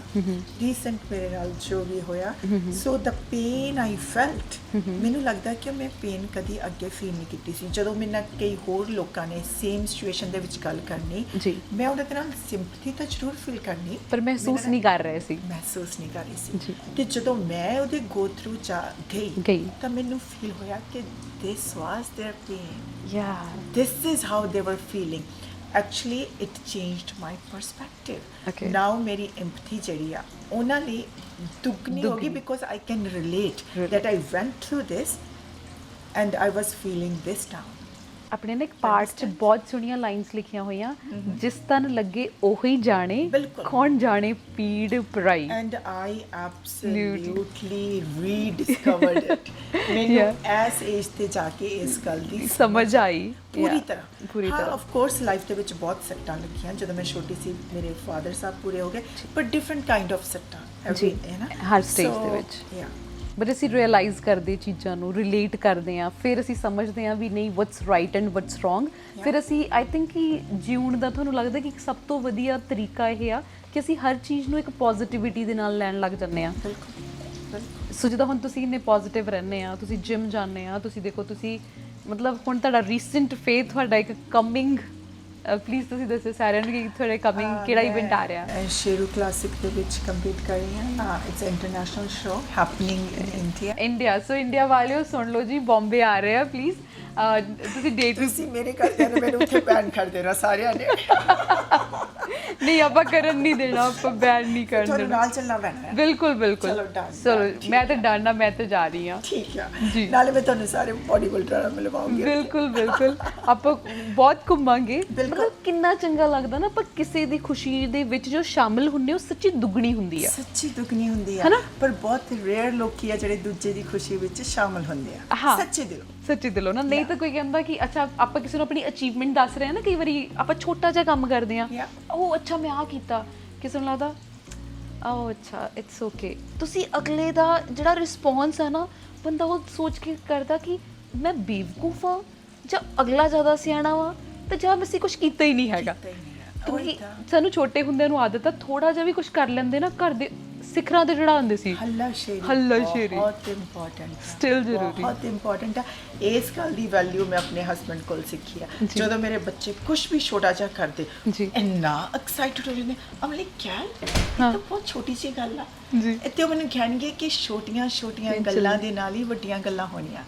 ਆਪਾਂ ਇਹਨਾਂ ਛੋਟੀਆਂ ਗੱਲਾਂ ਤੇ ਐਕਸਾਈਟਮੈਂਟ ਦਿਖਾਉਣੀ ਪੈਣੀ ਹੈ। ਜੀ। ਸੋ ਮੈਂ ਆਪਣੇ ਹਸਬੰਡ ਦੇ ਕੋਲ ਵੀ ਐਕਚੁਅਲੀ ਬਹੁਤ ਕੁਝ ਸਿੱਖਿਆ। ਤੈਨੂੰ ਪਤਾ ਛੋਟੇ ਹੁੰਦੇ ਨਾ, ਕੁੜੀਆਂ ਸਪੈਸ਼ਲੀ ਬਹੁਤ ਸੈਂਸਿਟਿਵ ਤੇ ਇਮੋਸ਼ਨਲ ਹੁੰਦੀਆਂ, ਜੀ। ਤੇ ਕਈ ਕੁੜੀਆਂ ਨੂੰ ਦੱਸਿਆ ਜਾਂਦਾ ਕਿ ਛੋਟੇ ਹੁੰਦਿਆਂ ਨੂੰ ਪ੍ਰਪੇਅਰ ਕਰ ਦਿੱਤਾ ਜਾਂਦਾ ਕਿ ਤੁਸੀਂ ਇੱਕ ਦਿਨ ਆਪਣੇ ਘਰ ਚਲੇ ਜਾਣਾ ਵਾ। ਇੰਡੀਆ ਦੇ ਵਿੱਚ ਤਾਂ ਸਪੈਸ਼ਲੀ ਇਹ ਚੀਜ਼ ਨੂੰ ਮੈਂਟਲੀ ਪ੍ਰਪੇਅਰ ਕਰ ਦਿੰਦੇ ਆ ਕਿ ਇੰਨਾ ਤੁਹਾਡਾ ਟਾਈਮ ਹੈ, ਜਦੋਂ ਕੋਈ ਚੰਗਾ ਮੁੰਡਾ ਮਿਲਿਆ, ਫਿਰ ਦਾਦੀਆਂ ਜ਼ਰੂਰ ਕਹਿੰਦੀਆਂ ਕਿ ਰਾਜਕੁਮਾਰ ਆਊਗਾ, ਇੱਕ ਇਹੋ ਜਿਹਾ ਘਰ ਮਿਲੂਗਾ ਜਿੱਥੇ ਤੂੰ ਜਾ ਕੇ ਸਭ ਕੁਝ ਕਰ ਸਕਦੀ ਆ, ਜੋ ਤੈਨੂੰ ਇੱਥੇ ਨਹੀਂ ਨਾ ਕਰਨ ਨੂੰ ਮਿਲਿਆ। ਹੁਣ ਤੁਸੀਂ ਇਹ ਦੱਸੋ ਕਿ ਤੁਹਾਡੇ ਰਾਜਕੁਮਾਰ ਨਾਲ ਤੁਹਾਡਾ ਕਿਹੋ ਜਿਹਾ ਐਕਸਪੀਰੀਅੰਸ ਆ? ਪਰ ਐਕਚੁਅਲੀ ਮੇਰਾ ਰਾਜਕੁਮਾਰ ਤਾਂ ਵੈਸੇ ਠੀਕ ਫੈਂਟਾਸਟਿਕ ਨਿਕਲਿਆ ਜੀ। ਉਹਨਾਂ ਨੇ ਤਾਂ ਮੈਨੂੰ ਪੂਰੀ ਹੱਲਾਸ਼ੇਰੀ ਟ੍ਰਾਂਸਫਾਰਮ ਕਰਤਾ ਤੁਹਾਨੂੰ। ਟ੍ਰਾਂਸਫਾਰਮ ਕਰ ਦਿੱਤਾ। ਇੱਕ ਵਾਰੀ ਵੀ ਨਹੀਂ ਕਿਹਾ ਕਿ ਸੈਂਡੀ ਤੂੰ ਇਹ ਕਰ ਨਹੀਂ ਸਕਦੀ। ਜੀ ਜਾਂ ਸੈਂਡੀ ਮੇਰੇ ਮਮ ਡੈਡ ਬੈਪਟਾਈਜ਼ਡ ਸਿੱਖ ਨੇ, ਜੀ। ਹਨਾ, ਗੁਰਸਿੱਖ ਨੇ ਜੀ। ਕਿ you are not allowed. Allowed. ਉਹਨੇ ਮੇਰੇ ਲਈ ਫਾਈਟ ਕੀਤੀ, ਉਹਨੇ ਮੇਰੇ ਲਈ ਮੇਰੇ ਨਾਲ ਖੜਾ ਹੋਇਆ ਕਿ ਜਦੋਂ ਮੇਰੇ ਨਾਲ ਕੋਈ ਨਹੀਂ ਜਾਂਦਾ ਸੀ ਨਹੀਂ ਜਾਂਦਾ। ਕੰਪੀਟੀਸ਼ਨ ਤੇ ਇਕੱਲਾ ਖਿਆਲ ਜਾਂਦਾ ਹੁੰਦਾ ਜੀ। ਸੀਗਾ। ਐਂਡ ਉਹਦੇ ਕਰਕੇ ਜੇ ਮੈਂ ਅੱਜ ਇਸ ਮੁਕਾਮ ਤੇ ਆ, ਜੀ। I have to give him the credit. ਤੁਸੀਂ ਮਤਲਬ ਕਹਿ ਸਕਦੇ ਹਾਂ ਕਿ ਪਾਰਟਨਰ ਚੰਗਾ ਹੋਣਾ ਇੰਨਾ ਕੁ ਜ਼ਰੂਰੀ ਆ ਨਾ। ਐਂਡ ਮੈਂ ਇਹ ਚੀਜ਼ ਮਹਿਸੂਸ ਕਰ ਸਕਦੀ ਹਾਂ, ਤੁਸੀਂ ਅੱਜ ਜਿਹੜੀ ਸਟੇਜ ਤੇ ਆ, ਭਾਵੇਂ ਕੋਈ ਤੁਹਾਨੂੰ ਕੁਝ ਵੀ ਕਵੇ, ਪਰ ਜਦੋਂ ਤੁਹਾਡੀ ਫੈਮਿਲੀ ਤੁਹਾਡੇ ਨਾਲ ਆ, ਤੁਹਾਨੂੰ ਕਿਹੋ ਜਿਹਾ ਫੀਲ ਹੁੰਦਾ? ਬਹੁਤ ਬਹੁਤ ਚੰਗਾ, ਕਿਉਂਕਿ ਸਪੈਸ਼ਲੀ ਬਾਡੀ ਬਿਲਡਿੰਗ ਹੈ ਇੱਦਾਂ ਦੀ ਗੇਮ ਆ, ਇਹ ਬਹੁਤ ਸੈਲਫਿਸ਼ ਗੇਮ ਬਣ ਜਾਂਦੀ ਹੈ। ਜੀ। ਇਹਦੇ ਵਿੱਚ ਇਹ ਤੁਹਾਡਾ ਬਹੁਤ ਟਾਈਮ ਕੰਜ਼ਿਊਮ ਕਰਦੀ ਆ Okay. ਕਿ ਤੁਸੀਂ ਆਪਣੀ ਇੱਕ ਖਾਣੇ ਦਾ ਖਿਆਲ ਰੱਖਣਾ। ਹੂੰ। ਜਦੋਂ ਤੁਸੀਂ ਇੱਕ ਫੈਮਿਲੀ 'ਚ ਰਹਿੰਦੇ ਆ, ਐਕਸਟੈਂਡਡ ਫੈਮਿਲੀ 'ਚ ਰਹਿੰਦੇ ਆ, ਬਹੁਤ ਹਾਰਡ ਹੋ ਜਾਂਦਾ ਹੈ। ਜੀ। ਕਿਉਂਕਿ ਸਾਰੇ ਡਿਫਰੈਂਟ ਤਰ੍ਹਾਂ ਦਾ ਖਾਣਾ ਖਾ ਰਹੇ ਆ। ਫਿਰ ਤੁਹਾਡੇ ਬੱਚੇ ਆ, ਉਹਨਾਂ ਦੇ ਲਈ ਤੁਸੀਂ 버ਗਰ ਬਣਾ ਰਹੇ ਹੋ, ਪੀਜ਼ੇ ਬਣਾ ਰਹੇ ਹੋ, ਜਿਹੜਾ ਕਿ ਤੁਸੀਂ ਖਾ ਨਹੀਂ ਸਕਦੇ। ਮੂੰਹ 'ਚ ਪਾਣੀ ਵੀ ਆ ਜਾਂਦਾ ਹੋਣਾ। ਸੋ ਇਹ ਕਾਫੀ ਹਾਰਡ ਸਪੋਰਟ ਹੋ ਜਾਂਦੀ ਆ। ਠੀਕ ਹੈ। ਤੁਹਾਨੂੰ ਫੈਮਿਲੀ ਨੂੰ ਬਹੁਤ ਸਪੋਰਟ ਲੈਣੀ ਪੈਂਦੀ ਆ। ਜੇ ਨਹੀਂ ਮਿਲਦੀ ਤਾਂ ਕਈ ਵਾਰੀ ਬਾਡੀ ਬਿਲਡਿੰਗ ਕਰਕੇ ਕਈ ਰਿਲੇਸ਼ਨਸ਼ਿਪ ਸਾਈਡਵੇਜ਼ ਵੀ ਚਲੇ ਜਾਂਦੇ ਆ। Okay ma'am. ਸੋ ਕਿਉਂਕਿ ਇਹ ਆ ਕਿ ਕੋਈ ਗਰਲਫ੍ਰੈਂਡ ਬॉयਫ੍ਰੈਂਡ ਦਾ ਮੰਨ ਲਓ, ਜੇ ਤੁਸੀਂ ਹੁਣ ਉਹ ਆਊਟ ਜਾ ਰਿਹਾ ਹੈ ਤੇ ਤੁਸੀਂ ਉਹਨੂੰ ਕੰਪਨੀ ਨਹੀਂ ਕਰ ਰਹੇ, ਤੁਸੀਂ ਖਾਣਾ ਨਹੀਂ ਖਾ ਰਹੇ ਹੋ, ਹਾਂ। ਤੁਸੀਂ ਆਊਟ ਨਹੀਂ ਜਾ ਰਹੇ, ਤੁਸੀਂ ਸੋਸ਼ਲਾਈਜ਼ ਨਹੀਂ ਕਰ ਰਹੇ, ਕਾਫੀ ਚੀਜ਼ਾਂ ਦਾ ਜਿਹੜਾ ਇੰਪੈਕਟ ਪੈਂਦਾ ਹੈ ਜਦੋਂ ਤੁਸੀਂ ਇਸ ਸਪੋਰਟ ਦੇ ਵਿੱਚ ਆ। ਜਾਣਾ ਹੈ। ਕਿ ਤੁਹਾਨੂੰ ਕਿਉਂਕਿ ਤੁਹਾਨੂੰ ਪ੍ਰੋਪਰ ਰੈਸਟ ਦੀ ਲੋੜ ਆ, ਪ੍ਰੋਪਰ ਟ੍ਰੇਨਿੰਗ ਦੀ ਲੋੜ ਆ। ਤੁਸੀਂ ਅਲਕੋਹਲ ਨਹੀਂ ਪੀ ਸਕਦੇ, ਤੁਸੀਂ ਸਰਟਨ ਚੀਜ਼ਾਂ ਨਹੀਂ ਕਰ ਸਕਦੇ ਜਦੋਂ ਤੁਸੀਂ ਕੰਪੀਟੀਸ਼ਨ ਲਈ ਪ੍ਰੈਪ ਹੋ ਰਹੇ ਆ। ਸੋ ਮੇਰੇ ਖਿਆਲ ਦੇ ਵਿੱਚ ਫੈਮਿਲੀ ਦਾ ਨਾਲ ਖੜੇ ਹੋਣਾ ਇਹ ਇੱਕ ਬਹੁਤ ਵੱਡੀ ਅਚੀਵਮੈਂਟ। ਸੋ ਬਹੁਤ ਜ਼ਿਆਦਾ ਸਟ੍ਰਿਕਟ ਰਹਿਣਾ ਪੈਂਦਾ ਤੁਹਾਨੂੰ ਆਪਣੀਆਂ। For last few weeks yes. Okay. So ਜਿੱਦਾਂ ਹੁਣ ਤੁਸੀਂ 2012 ਲਾਈਕ ਸਭ ਤੋਂ ਪਹਿਲਾਂ ਇਹ ਪੁੱਛੂੰਗੀ ਕਿ ਸਾਰਾ ਕੁਝ ਚੇਂਜ ਹੋਣਾ ਕਦੀ ਇਮੇਜਿਨ ਕੀਤਾ ਸੀ ਕਿ ਅੱਜ ਜਿੱਥੇ ਹੈਗੇ ਆ, ਜਦੋਂ ਕਦੀ ਇੰਡੀਆ ਸੀ, ਵੀ ਸਾਰਾ ਕੁਝ ਇੱਕਦਮ ਇੱਦਾਂ ਬਦਲ ਜਾਊਗਾ? ਰਮਨ, ਜੇ ਮੈਂ 40 ਸਾਲ ਪਿੱਛੇ ਜਾਵਾਂ ਹਾਂ। To that little girl little back home ਯਾ ਇਨ ਇੰਡੀਆ, ਪੰਜਾਬ, ਜੀ, ਕਿ ਜਿਹੜੀ ਕੁੜੀ ਨੂੰ ਇਹ ਨਹੀਂ ਪਤਾ ਸੀਗਾ ਕਿ ਇਦਾਂ ਦੀ ਕੋਈ ਸਪੋਰਟ ਵੀ ਹੈਗੀ ਹੈ ਕਿ body till the building. age of 24 Okay. ਉਹਨੂੰ ਪਤਾ ਹੀ ਨਹੀਂ ਸੀ ਕਿ ਇਦਾਂ ਦੀ ਕੋਈ ਸਪੋਰਟ ਵੀ ਹੈਗੀ, ਵਿੱਚ ਐਗਜ਼ਿਸਟ ਵੀ ਕਰ ਰਹੀ ਆ। ਜਿਹਨੂੰ ਕਦੀ ਕੋਈ ਮੌਕਾ ਨਹੀਂ ਮਿਲਿਆ ਸੀਗਾ ਛੋਟੇ ਹੁੰਦੇ ਕੋਈ ਸਪੋਰਟਸ ਖੇਡਣ ਦਾ। ਹਾਂ। ਸੋ ਉਹ ਵਾਲੀ ਕੁੜੀ ਨੈਸ਼ਨਲ ਕੈਨੇਡਾ ਲੈਵਲ ਜੀ। ਤੇ ਸਟੇਜ ਤੇ ਖੜੀ ਹੋ ਕੇ ਵਿਨ ਕਰ ਰਹੀ ਆ, ਅੱਛੀ। ਜਦੋਂ 2 ਬੱਚਿਆਂ ਦੀ ਮਾਂ ਆ। ਮਾਂ। ਆਈ ਥਿੰਕ ਜੇ ਇਹ ਵਾਲੀ ਸੈਂਡੀ ਯਾ ਉਸ ਛੋਟੀ ਸੈਂਡੀ ਕੋਲ ਵਾਪਸ ਜਾਊਗੀ, ਉਹ ਕਦੇ ਯਕੀਨ ਨਹੀਂ ਕਰੂਗੀ। ਉਹ ਦੋ ਡਿਫਰੈਂਟ ਪਰਸਨੈਲਿਟੀਜ਼। ਦੋ ਡਿਫਰੈਂਟ ਪਰਸਨੈਲਿਟੀਜ਼। ਸੋ ਤੁਹਾਨੂੰ ਲੱਗਦਾ ਨਹੀਂ ਕਿ ਸ਼ਾਇਦ ਉਸ ਸੈਂਡੀ ਦੇ ਵਿੱਚ ਕੁਝ ਕਰਨ ਦੀ ਚਾਹ ਸੀ, ਪਰ ਉਹਨੇ ਕਦੀ ਆਪਣੀ ਚਾਹ ਕਿਸੇ ਨੂੰ ਦਿਖਾਈ ਨਹੀਂ ਸੀ? Possibility, that's actually good question. ਜੀ। ਹਾਂ, ਕਈ ਵਾਰੀ ਸਰਕਮਸਟੈਂਸਸ ਹੀ ਇੱਦਾਂ ਦੇ ਬਣ ਜਾਂਦੇ ਆ ਕਿ ਅਸੀਂ ਆਪਣੇ ਡ੍ਰੀਮ ਪੂਰੇ ਨਹੀਂ ਕਰ ਸਕਦੇ। ਜਿੱਦਾਂ ਕਿ ਮੈਂ ਤੁਹਾਨੂੰ ਦੱਸਿਆ ਕਿ ਮੇਰੇ ਫਾਦਰ ਪੂਰੇ ਹੋ ਗਏ ਸੀ ਛੋਟੀ ਏਜ ਦੇ ਵਿੱਚ, ਤੇ ਮੈਂ ਭੂਆ ਜੀ ਦੇ ਕੋਲ ਰਹਿੰਦੀ ਸੀ। ਸੋ ਕਈ ਵਾਰੀ ਸਰਕਮਸਟੈਂਸਸ ਹੀ ਇੱਦਾਂ ਦੇ ਹੁੰਦੇ ਆ ਕਿ ਤੁਸੀਂ ਆਪਣੇ ਜਿਹੜੇ ਡ੍ਰੀਮ ਆ ਜਾਂ ਗੋਲ ਆ ਕਦੀ ਬਾਹਰ ਹੀ ਨਹੀਂ ਨਿਕਲ ਪਾ ਰਹੇ, ਇਹਦਾ ਜਦ ਮਤਲਬ ਤੱਕ ਤੁਹਾਨੂੰ ਮੌਕਾ ਹੀ ਨਹੀਂ ਮਿਲਦਾ। ਇਹਦਾ ਮਤਲਬ ਲਾਅ ਆਫ ਅਟਰੈਕਸ਼ਨ ਸੱਚਮੁੱਚ ਕਿਤੇ ਨਾ ਕਿਤੇ ਤਾਂ ਐਗਜ਼ਿਸਟ ਕਰ ਰਿਹਾ ਨਾ, ਕਿ ਤੁਹਾਡੀ ਅੰਦਰ ਦੀ ਆਵਾਜ਼ ਜਿਹੜੀ ਕਦੀ ਤੁਹਾਡੇ ਮੂੰਹ ਚੋਂ ਬਾਹਰ ਨਹੀਂ ਨਿਕਲੀ, ਪਰ ਤੁਸੀਂ ਅੰਦਰ ਕੁਝ ਸੋਚ ਰਹੇ ਆ, ਤਾਂ ਉਹ ਚੀਜ਼ ਤੁਹਾਨੂੰ ਤੁਹਾਡੀ ਕਿਤੇ ਨਾ ਕਿਤੇ ਪੂਰੀ ਹੋ ਗਈ। ਬਿਲਕੁਲ ਕਹਿ ਸਕਦੇ ਕਿ ਉਸ ਛੋਟੀ ਸੈਂਡੀ ਦੇ ਵਿੱਚ ਸ਼ਾਇਦ ਕੁਝ ਚਾਹ ਸੀ ਕਰਨ ਦੀ, ਤੇ ਸ਼ਾਇਦ ਤੁਹਾਨੂੰ ਕਹਿਣ ਦਾ ਮੌਕਾ ਨਹੀਂ ਮਿਲਿਆ, ਬਿਲਕੁਲ, ਪਰ ਉਹ ਕਿਤੇ ਨਾ ਕਿਤੇ ਤੁਹਾਡੀ ਆਵਾਜ਼ ਸੁਣੀ ਗਈ। ਬਿਲਕੁਲ। ਇਹ ਹੈ ਕਿ ਜਿਹੜੀ ਮੈਂ ਕਦੀ ਇਹ ਚੀਜ਼ ਨਹੀਂ ਸੋਚੀ ਸੀ ਕਿ ਮੈਂ ਬਾਡੀ ਬਿਲਡਿੰਗ ਦੇ ਵਿੱਚ ਇੰਨਾ ਐਕਸਲ ਕਰੂੰਗੀ। ਮੈਨੂੰ ਇਹ ਹੁੰਦਾ ਸੀਗਾ ਕਿ ਮੈਂ ਪੜ੍ਹਾਈ ਦੇ ਵਿੱਚ ਕੁਝ ਕਰੂੰਗੀ ਜਾਂ ਕਿਸੇ ਉੱਚੇ ਰੁਤਬੇ ਤੇ ਪਹੁੰਚੂੰਗੀ, ਪਰ ਇਹ ਹੈ ਕਿ ਰਾਹ ਬਦਲ ਗਏ। ਪਰ ਇੱਕ ਗੱਲ ਰਮਨ ਮੈਂ ਸੋਚਦੀ ਹੁੰਦੀ ਆ, ਮੈਂ ਇੰਨੀਆਂ ਆਪਣੀਆਂ ਪੰਜਾਬੀ ਵੂਮਨ ਦੇਖਦੀ ਹਾਂ ਜਿਨ੍ਹਾਂ ਦੇ ਵਿੱਚ ਇੰਨੀ ਪੋਟੈਂਸ਼ੀਅਲ, ਜੀ ਬਹੁਤ ਜ਼ਿਆਦਾ ਪੋਟੈਂਸ਼ੀਅਲ ਜੀ। ਮੈਂ ਤਾਂ ਲੱਕੀ ਸੀ ਕਿ ਮੇਰੇ ਹਸਬੈਂਡ ਨੇ ਹੈਲਪ ਕੀਤੀ ਬਹੁਤ to tap into that potential, ਕਿ ਉਹਨਾਂ ਲੇਡੀਜ਼ ਨੂੰ ਕਦੀ ਕਿਸੇ ਨੇ ਮੌਕਾ ਹੀ ਨਹੀਂ ਦਿੱਤਾ। ਉਹਨਾਂ ਨੇ ਉਸੇ ਪੋਟੈਂਸ਼ੀਅਲ ਦੇ ਨਾਲ ਹੀ ਇਸ ਦੁਨੀਆ ਤੋਂ ਚਲੇ ਜਾਣਾ, ਜਿਹੜਾ ਕਿ ਉਹਨਾਂ ਨੂੰ ਕਿੰਨਾ ਕੁਛ ਉਹਨਾਂ ਦੇ ਵਿੱਚ ਸੀਗਾ, ਜਿਹੜੀ ਕਿ ਉਹ ਜਰਨੀ ਬਣਾ ਸਕਦੀਆਂ ਸੀ, ਆਪਣਾ ਨਾਮ ਬਿਹਾਈਂਡ ਛੱਡ ਸਕਦੀਆਂ ਸੀ, ਪਰ ਉਹਨਾਂ ਨੂੰ ਕਦੀ ਮੌਕਾ ਹੀ ਨਹੀਂ ਮਿਲਿਆ ਕਿਉਂਕਿ ਜ਼ਿੰਮੇਵਾਰੀਆਂ ਉੱਥੇ ਦੱਬ ਕੇ ਰਹਿ ਗਈਆਂ। ਮੈਨੂੰ ਨਾ ਮੇਰੇ ਮਦਰ ਦੀ ਗੱਲ ਯਾਦ ਆ ਗਈ, ਉਹ ਅੱਜ ਵੀ ਨਾ ਮੈਨੂੰ ਕਹਿਣਗੇ ਉਹਨਾਂ ਨੂੰ ਸਾਈਕਲ ਨਹੀਂ ਸੀ ਆਉਂਦਾ ਚਲਾਉਣਾ, ਤੇ ਇੱਥੇ ਆ ਕੇ ਉਹਨਾਂ ਨੂੰ ਕਾਰ ਵੀ ਨਹੀਂ ਆਈ ਚਲਾਉਣੀ, ਤੇ ਮੈਂ ਕਿਹਾ ਮੰਮੀ ਇੱਕ ਸਾਈਕਲ ਨਹੀਂ ਸਿੱਖ ਸਕੇ ਤੁਸੀਂ ਵੀ, ਕਿੱਡੀ ਕੁ ਵੱਡੀ ਆ ਸਾਈਕਲ ਸਿੱਖਣੀ ਨਾ, ਵੀ ਘਰ ਸਾਈਕਲ ਹੁੰਦਾ। ਕਹਿੰਦੇ ਮੈਂ ਇੱਕ ਵਾਰੀ ਸਾਈਕਲ ਸਿੱਖਣ ਦੀ ਕੋਸ਼ਿਸ਼ ਕੀਤੀ, ਪਰ ਤੇਰੇ ਮਾਮੇ ਨੇ ਮੈਨੂੰ ਰੋਕਤਾ। ਉਹ ਐਸਾ ਰੋਕਿਆ, ਉਹ ਦਿਮਾਗ ਵਿੱਚ ਗੱਲ ਬੈਠ ਗਈ, ਮਤਲਬ ਮੈਂ ਸਾਈਕਲ ਕਦੀ ਫੜਿਆ ਹੀ ਨਹੀਂ ਦੁਬਾਰਾ। ਇੱਥੇ ਆ ਕੇ ਮੈਂ ਕਾਰ ਚਲਾਉਣੀ ਸੀ, ਤੇਰੇ ਡੈਡੀ ਨੇ ਮੈਨੂੰ ਦਬਕਾ ਹੀ ਇੰਨੀ ਜ਼ੋਰ ਨਾਲ ਮਾਰਤਾ ਕਿ ਮੇਰੇ ਤੋਂ ਦੁਬਾਰਾ ਕਾਰ ਸਟੀਅਰਿੰਗ ਫੜਿਆ ਹੀ ਨਹੀਂ ਗਿਆ। ਇਹ ਵਾਲੀਆਂ ਚੀਜ਼ਾਂ ਬਹੁਤ ਆ, ਜਦੋਂ ਕਈ ਵਾਰੀ ਕਿਸੇ ਔਰਤ ਨੂੰ ਉਹ ਮਿਲਦਾ ਨਹੀਂ ਮੌਕਾ, ਹਾਂ, ਉਹ ਆਪਣੀ ਪੋਟੈਂਸ਼ੀਅਲ ਨਾਲ ਹੀ ਲੈ ਕੇ ਚਲੇ ਜਾਂਦੀ ਆ, ਜਿਹਦਾ ਕਿ ਸਾਨੂੰ ਕਦੀ ਪਤਾ ਹੀ ਨਹੀਂ ਲੱਗਦਾ ਕਿ ਇਹਦੇ ਵਿੱਚ ਇੰਨਾ ਹੁਨਰ ਸੀ। ਉਹ ਆਪਣੇ ਬੱਚਿਆਂ 'ਚੋਂ ਚੀਜ਼ ਪਾਲਦੇ ਆ, ਪਰ ਉਹ ਮਿਲ ਨਹੀਂ ਪਾਉਂਦੀ, ਉਹ ਫਿਰ ਵੀ ਮਿਸਿੰਗ ਰਹਿੰਦਾ। ਕੋਸ਼ਿਸ਼ ਕਰਦੇ ਸੀ ਆਪਣੇ ਬੱਚੇ ਨੂੰ ਹਰ ਚੀਜ਼ ਦਈਏ, ਆ ਵੀ ਕਰੀਏ। ਇਹਦਾ ਮਤਲਬ ਕਿ ਸਾਡੇ ਅੰਦਰ ਵੀ ਬਹੁਤ ਖਾਲੀਪਨ ਆਪਣਾ ਭਰਨ ਦੇ ਲਈ ਚਾਹੀਦਾ ਭਰਨਾ। ਸੋ ਤੁਸੀਂ ਆ ਜਿਹੜਾ ਮੈਂ ਹੁਣ ਤੁਹਾਡੀ ਜਰਨੀ ਦੇ ਵਿੱਚ ਤੁਹਾਡੇ ਅਸੀਂ ਪਾਰਟਨਰ ਤੇ ਆਉਂਦੇ ਆ, ਕੈਲ ਹੋਣਾ ਤੇ ਆਉਂਦੇ, ਕੈਲ ਦੋਸਾਂਝ ਹੋਣਾ ਤੇ, ਜਦੋਂ ਵੀ ਤੁਸੀਂ ਕਿਸੇ ਸਟੇਜ ਤੇ ਪਹੁੰਚ ਗਏ, ਤੁਸੀਂ ਇੰਨੇ ਪਲੇਟਫਾਰਮ 2012 ਦੀ 2023 ਦੀ ਜਰਨੀ ਦੇ ਵਿੱਚ ਬਹੁਤ ਵੱਡਾ ਸਾਥ ਆ ਉਹਨਾਂ ਦਾ। ਜਦ ਕਿ ਤੁਸੀਂ ਦੱਸੋਗੇ ਕਿ ਕੈਲ ਹੋਣਾ ਨੇ ਤੁਹਾਨੂੰ ਜਿਮ ਕਿਵੇਂ ਸਟਾਰਟ ਕਰਾਇਆ, ਜੇ ਤੁਹਾਨੂੰ ਇਸ ਗੇਮ ਦਾ ਹੀ ਨਹੀਂ ਪਤਾ ਸੀ। Oh my God, that's a hilarious story. ਮੈਨੂੰ ਯਾਦ ਹੈ ਜਦੋਂ ਸਾਡਾ ਵਿਆਹ ਹੋਇਆ ਸੀ, ਹੁਣ ਤਾਂ 20 ਸਾਲ ਹੋ ਚੱਲੇ ਆ ਜੀ। ਸੋ ਜਦੋਂ ਉਹਨੇ ਮੈਨੂੰ ਪਹਿਲਾਂ ਹੀ ਦੱਸਿਆ ਸੀਗਾ ਕਿ ਮੈਨੂੰ ਜਿਮ ਦਾ ਬਹੁਤ ਸ਼ੌਂਕ ਆ ਜੀ, ਮੈਨੂੰ ਕੋਈ ਫਰਕ ਨਹੀਂ ਸੀ। ਮੈਂ ਕਿਹਾ ਚਲੋ ਠੀਕ ਹੈ, ਜਿਮ ਕਰੀ ਜਾਓ, ਅਸੀਂ ਆਪਣਾ ਕੰਮ ਕਰੀ ਜਾਵਾਂਗੇ। ਮੈਂ ਕਦੀ ਗਈ ਨਹੀਂ ਸੀ ਪੰਜਾਬ ਦੇ ਵਿੱਚ, ਕਦੀ ਅੰਦਰ ਵੀ ਨਹੀਂ ਜਾ ਕੇ ਦੇਖਿਆ ਸੀ ਕਿ ਜਿਮ ਹੁੰਦੀ ਕਿੱਦਾਂ ਦੀ। ਸਾਡੇ ਪਿੰਡ ਦੇ ਵਿੱਚ ਜਿਮ ਬਣਿਆ ਹੋਇਆ, ਮੈਨੂੰ ਇੰਨਾ ਪਤਾ ਸੀ ਕਿ ਜਿਮ ਬਣਿਆ, ਬਟ ਉਹ ਜਿਮ ਸਿਰਫ ਮੁੰਡਿਆਂ ਲਈ ਸੀ, ਉੱਥੇ ਕੁੜੀਆਂ ਅੰਦਰ ਜਾ ਨਹੀਂ ਸਕਦੀਆਂ ਸੀ। ਅਸੀਂ ਜਾਣਾ ਸੀ ਤਾਂ ਸਾਨੂੰ ਸ਼ਹਿਰ ਜਾਣਾ ਪੈਂਦਾ ਸੀ ਜਿਮ ਪ੍ਰੈਕਟਿਸ ਕਰਨ। ਨਾਲੇ ਘਰਦਿਆਂ ਨੇ ਨਹੀਂ ਜਾਣ ਦੇਣਾ ਸੀ, ਤੁਸੀਂ ਉੱਥੇ ਮੁੰਡਿਆਂ ਵਿੱਚ ਜਾ ਕੇ ਕੀ ਕਰਨਾ, ਡੈਫੀਨਿਟਲੀ।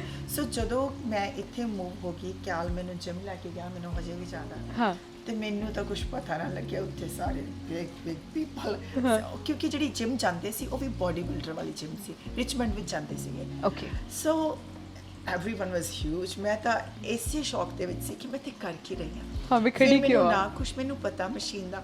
ਮੈਨੂੰ ਉਹਨਾਂ ਨੇ ਟ੍ਰੈਡਮਿਲ ਤੇ ਚੜਾ ਦਿੱਤਾ, ਉਹ ਵੀ ਨਹੀਂ ਮੈਨੂੰ ਚਲਾਉਣੀ ਆਉਂਦੀ ਸੀ, ਉਹਨਾਂ ਨੇ ਚਲਾ ਕੇ ਕਿ ਤੂੰ ਹੁਣ ਇੱਥੇ ਤੁਰੀ ਜਾ ਹੌਲੀ ਹੌਲੀ। ਮੈਂ 1 ਘੰਟਾ ਤੁਰੀ 1 ਘੰਟਾ ਪੂਰਾ ਕੰਪਲੀਟ ਕੀਤਾ, ਕਰਨਾ ਪੈਣਾ ਸੀ। ਮੈਨੂੰ ਇਹ ਨਹੀਂ ਪਤਾ ਸੀ ਕੈਲ ਕਿੱਥੇ ਚਲੀ ਗਿਆ, ਮੈਂ ਕਿੱਥੇ ਲੰਬਾ ਇੰਨੀ ਵੱਡੀ ਜਿਮ ਦੇ ਵਿੱਚ, ਮੈਂ ਬੰਦ ਕਿੱਥੋਂ ਕਰਾਂ। ਹੁਣ ਮੈਂ ਥੱਲੇ ਨੂੰ ਮੂੰਹ ਕੀਤਾ ਹੈ ਤੇ ਮੈਂ ਤੁਰੀ ਜਾ ਰਹੀ ਹਾਂ। ਅੱਛਾ ਜੀ। ਤੇ ਫਿਰ ਮੈਂ ਘਰ ਆ ਕੇ ਰੋਈ ਵੀ ਮੈਂ ਕਿਹਾ ਜੇ ਮੇਰੀ ਮੰਮੀ ਡੈਡੀ ਹੁੰਦੇ ਮੈਨੂੰ ਕਦੀ ਨਹੀਂ ਏਦਾਂ ਕਰਨ ਦੇਣਾ ਸੀਗਾ ਕਿ ਮੁੰਡਿਆਂ ਦੇ ਵਿੱਚ ਏਦਾਂ ਇਕੱਲੀ ਨੂੰ ਛੱਡ ਕੇ ਤੇ ਤੂੰ ਆਪ ਕਿੱਥੇ ਗਾਇਬ ਹੋ ਗਿਆ ਹੀ ਵਾਸ ਵਰਕਿੰਗ ਆਊਟ ਕਿਉਂਕਿ ਡਿਫਰੈਂਟ ਸੈਪਰੇਟ ਸੈਕਸ਼ਨ ਬਣੇ ਹੁੰਦੇ ਆ ਠੀਕ ਹੈ ਤੇ ਉਹ ਪਾਵਰ ਲਿਫਟਿੰਗ ਵਾਲੇ ਸੈਕਸ਼ਨ ਦੇ ਵਿੱਚ ਵਰਕਆਊਟ ਕਰ ਰਿਹਾ ਸੀਗਾ ਓਕੇ ਤੇ ਫਿਰ ਉਹਨੇ ਦੂਜੇ ਦਿਨ ਵੀ ਕਿ ਆਪਾਂ ਜਾਣਾ ਮੈਂ ਕਿਹਾ ਮੈਂ ਤਾਂ ਨਹੀਂ ਜਾ ਰਹਾ ਮੈਂ ਡਨ ਹੋ ਗਈ ਹਾਂ ਜੇ ਤੂੰ ਮੇਰੇ ਨਾਲ ਉੱਥੇ ਖੜਾ ਹੋ ਕੇ ਤੁਰਨਾ ਆ ਦੈਟਸ ਫਾਈਨ ਮੈਂ ਨਹੀਂ ਜਾਣਾ ਪਰ ਉਹਨੇ ਵੀ ਆਪਣੀ ਜਿੱਦ ਰੱਖੀ ਮੈਂ ਵੀ ਆਪਣੀ ਜਿੱਦ ਰੱਖੀ ਸੋ ਥੋੜੇ ਕਿ ਦਿਨ ਇਹ ਸਿਲਸਿਲਾ ਚੱਲਦਾ ਰਿਹਾ ਜੀ ਪਰ ਕੈਲ ਦੀ ਸ਼ਿਫਟ ਲੰਮੀ ਹੁੰਦੀ ਸੀ 12 ਘੰਟੇ ਲਈ ਸੋ ਮੈਂ ਨਵੀਂ ਇੰਡੀਆ ਤੋਂ ਆਈ ਸੀ ਕੋਈ ਫਰੈਂਡ ਨਹੀਂ ਸੀ ਫੈਮਿਲੀ ਨਹੀਂ ਸੀ ਸਾਰਾ ਸਰਕਲ ਟੁੱਟ ਗਿਆ ਸੀ ਕਿ ਇਹਦੇ ਨਾਲ ਟਾਈਮ ਸਪੈਂਡ ਕਰਾਂ ਹੁਣ ਇਹਦੇ ਨਾਲ ਟਾਈਮ ਸਪੈਂਡ ਕਰਾਂ ਤੇ ਜਿਮ ਜਾਣਾ ਪੈਣਾ ਹੈ ਹਾਂ ਸੋ ਪੰਗਾ ਪੈਂਦਾ ਸੀ ਸੋ ਮੈਂ ਕਿਹਾ ਚਲੋ ਚੱਲਦੇ ਹਾਂ ਵੀ ਜਿਮ ਜੁਆਇਨ ਕਰ ਲੈਂਦੇ ਹੌਲੀ ਹੌਲੀ ਫਿਰ ਮੈਂ ਇਹਦੇ ਕੋਲ ਜਾ ਕੇ ਖੜੀ ਹੋਣਾ ਸ਼ੁਰੂ ਕਰ ਦਿੱਤਾ ਮੈਂ ਕਿਹਾ ਚਲੋ ਠੀਕ ਆ ਮੈਂ ਟ੍ਰੈਡਮਿਲ ਤੇ ਨਹੀਂ ਜਾਣਾ ਹੈਗਾ ਹਾਂ ਮੈਂ ਤੇਰੇ ਕੋਲ ਖੜੀ ਕਿ ਤੁਸੀਂ ਕਿਹੜੀ ਮਸ਼ੀਨ ਯੂਜ਼ ਕਰਦੇ ਆ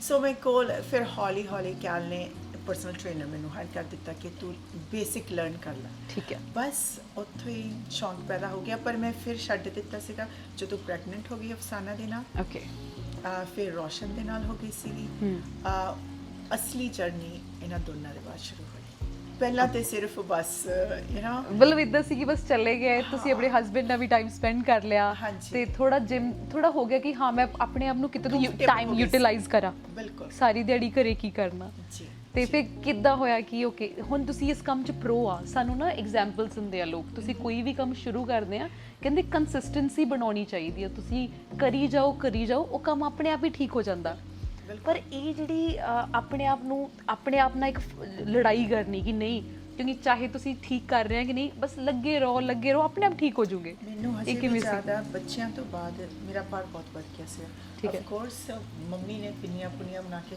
ਪੂਰੀਆਂ ਖਿਲਾਈਆਂ ਤੇ ਨਿਆਣੇ ਹਲਤੀ ਹੋਣ ਮੈਨੂੰ ਪਤਾ ਨਹੀਂ ਨਿਆਣੇ ਹਲਤੀ ਸੀ ਕਿ ਨਹੀਂ ਪਰ ਮੈਂ ਜ਼ਰੂਰ ਹਲਤੀ ਸੀ ਸੋ ਆਈ ਗੇਨ 60 ਪਾਉਂਡ ਓਕੇ ਪਰ ਇਹ ਸੀਗਾ ਕਿ ਫਿਰ ਮੈਂ ਹੌਲੀ ਹੌਲੀ ਮੈਨੂੰ ਬਹੁਤ ਲੱਗਦਾ ਹੁੰਦਾ ਸੀ ਜਿਮ ਦੇ ਵਿੱਚ ਮੈਨੂੰ ਹਜੇ ਵੀ ਕੁਝ ਚੰਗੀ ਨੌਲੇਜ ਨਹੀਂ ਸੀ ਮੈਂ ਇੱਕ ਕਾਰਨਰ ਦੇ ਵਿੱਚ ਲੁੱਕ ਕੇ ਵਰਕਆਊਟ ਕਰੀ ਜਾਣਾ ਕਿ ਕੋਈ ਦੇਖੇ ਨਾ ਮੈਨੂੰ ਹਾਂ ਕਿਉਂਕਿ ਮੈਂ ਸੇਮ ਐਕਸਪੀਰੀਅੰਸ ਕੀਤਾ ਹੋਇਆ ਮੈਂ ਇੱਕ ਕਾਰਨਰ ਦੇ ਵਿੱਚ ਚਲ ਜਾਣਾ ਕਿ ਮੈਨੂੰ ਕੋਈ ਬੁਲਾਵੇ ਨਾ ਮੇਰੀ ਇੰਗਲਿਸ਼ ਵੀ ਨਹੀਂ ਵਧੀਆ ਸੀ ਇੰਨੀ ਕਿ ਮੈਨੂੰ ਸੀਗਾ ਕਿ ਮੈਂ ਆਪਣਾ ਭਾਰ ਲੂਜ਼ ਕਰਨਾ ਆ ਜਿੱਦਾਂ ਕਿ ਤੁਸੀਂ ਕਿਹਾ ਕਿ which word should I choose ਕਿ ਮੈਨੂੰ ਬਸ ਮੈਂ ਐਵਰੀਡੇ ਜਾਣਾ ਹਾਂ ਬਸ ਗਿਵ ਅਪ ਨਹੀਂ ਕਰਨਾ ਗਿਵ ਅਪ ਨਹੀਂ ਕੀਤਾ ਮੈਂ ਆਪਣਾ ਸਿਰ ਥੱਲੇ ਰੱਖਣਾ ਤੇ ਮੈਂ ਆਪਣਾ ਘੰਟਾ ਲਾਈ ਆਉਣਾ ਪਰ ਇਹ ਕਿ ਮੈਂ ਜਾਂਦੀ ਰਹੀ ਕਿਤੇ ਦਿਲ ਦੇ ਵਿੱਚ ਸੀਗਾ ਕਿ ਕਦੀ ਨਾ ਕਦੀ ਤੇ ਮੈਂ ਦੁਬਾਰਾ ਆਪਣੇ weight ਤੇ ਵਾਪਸ ਆਉਂਗੀ ਜੀ it took me almost 2 years ਪਰ ਇਹ ਆ ਕਿ ਤੁਸੀਂ ਵਾਪਸ ਆ ਗਏ ਵਾਪਸ ਵੀ ਆ ਗਈ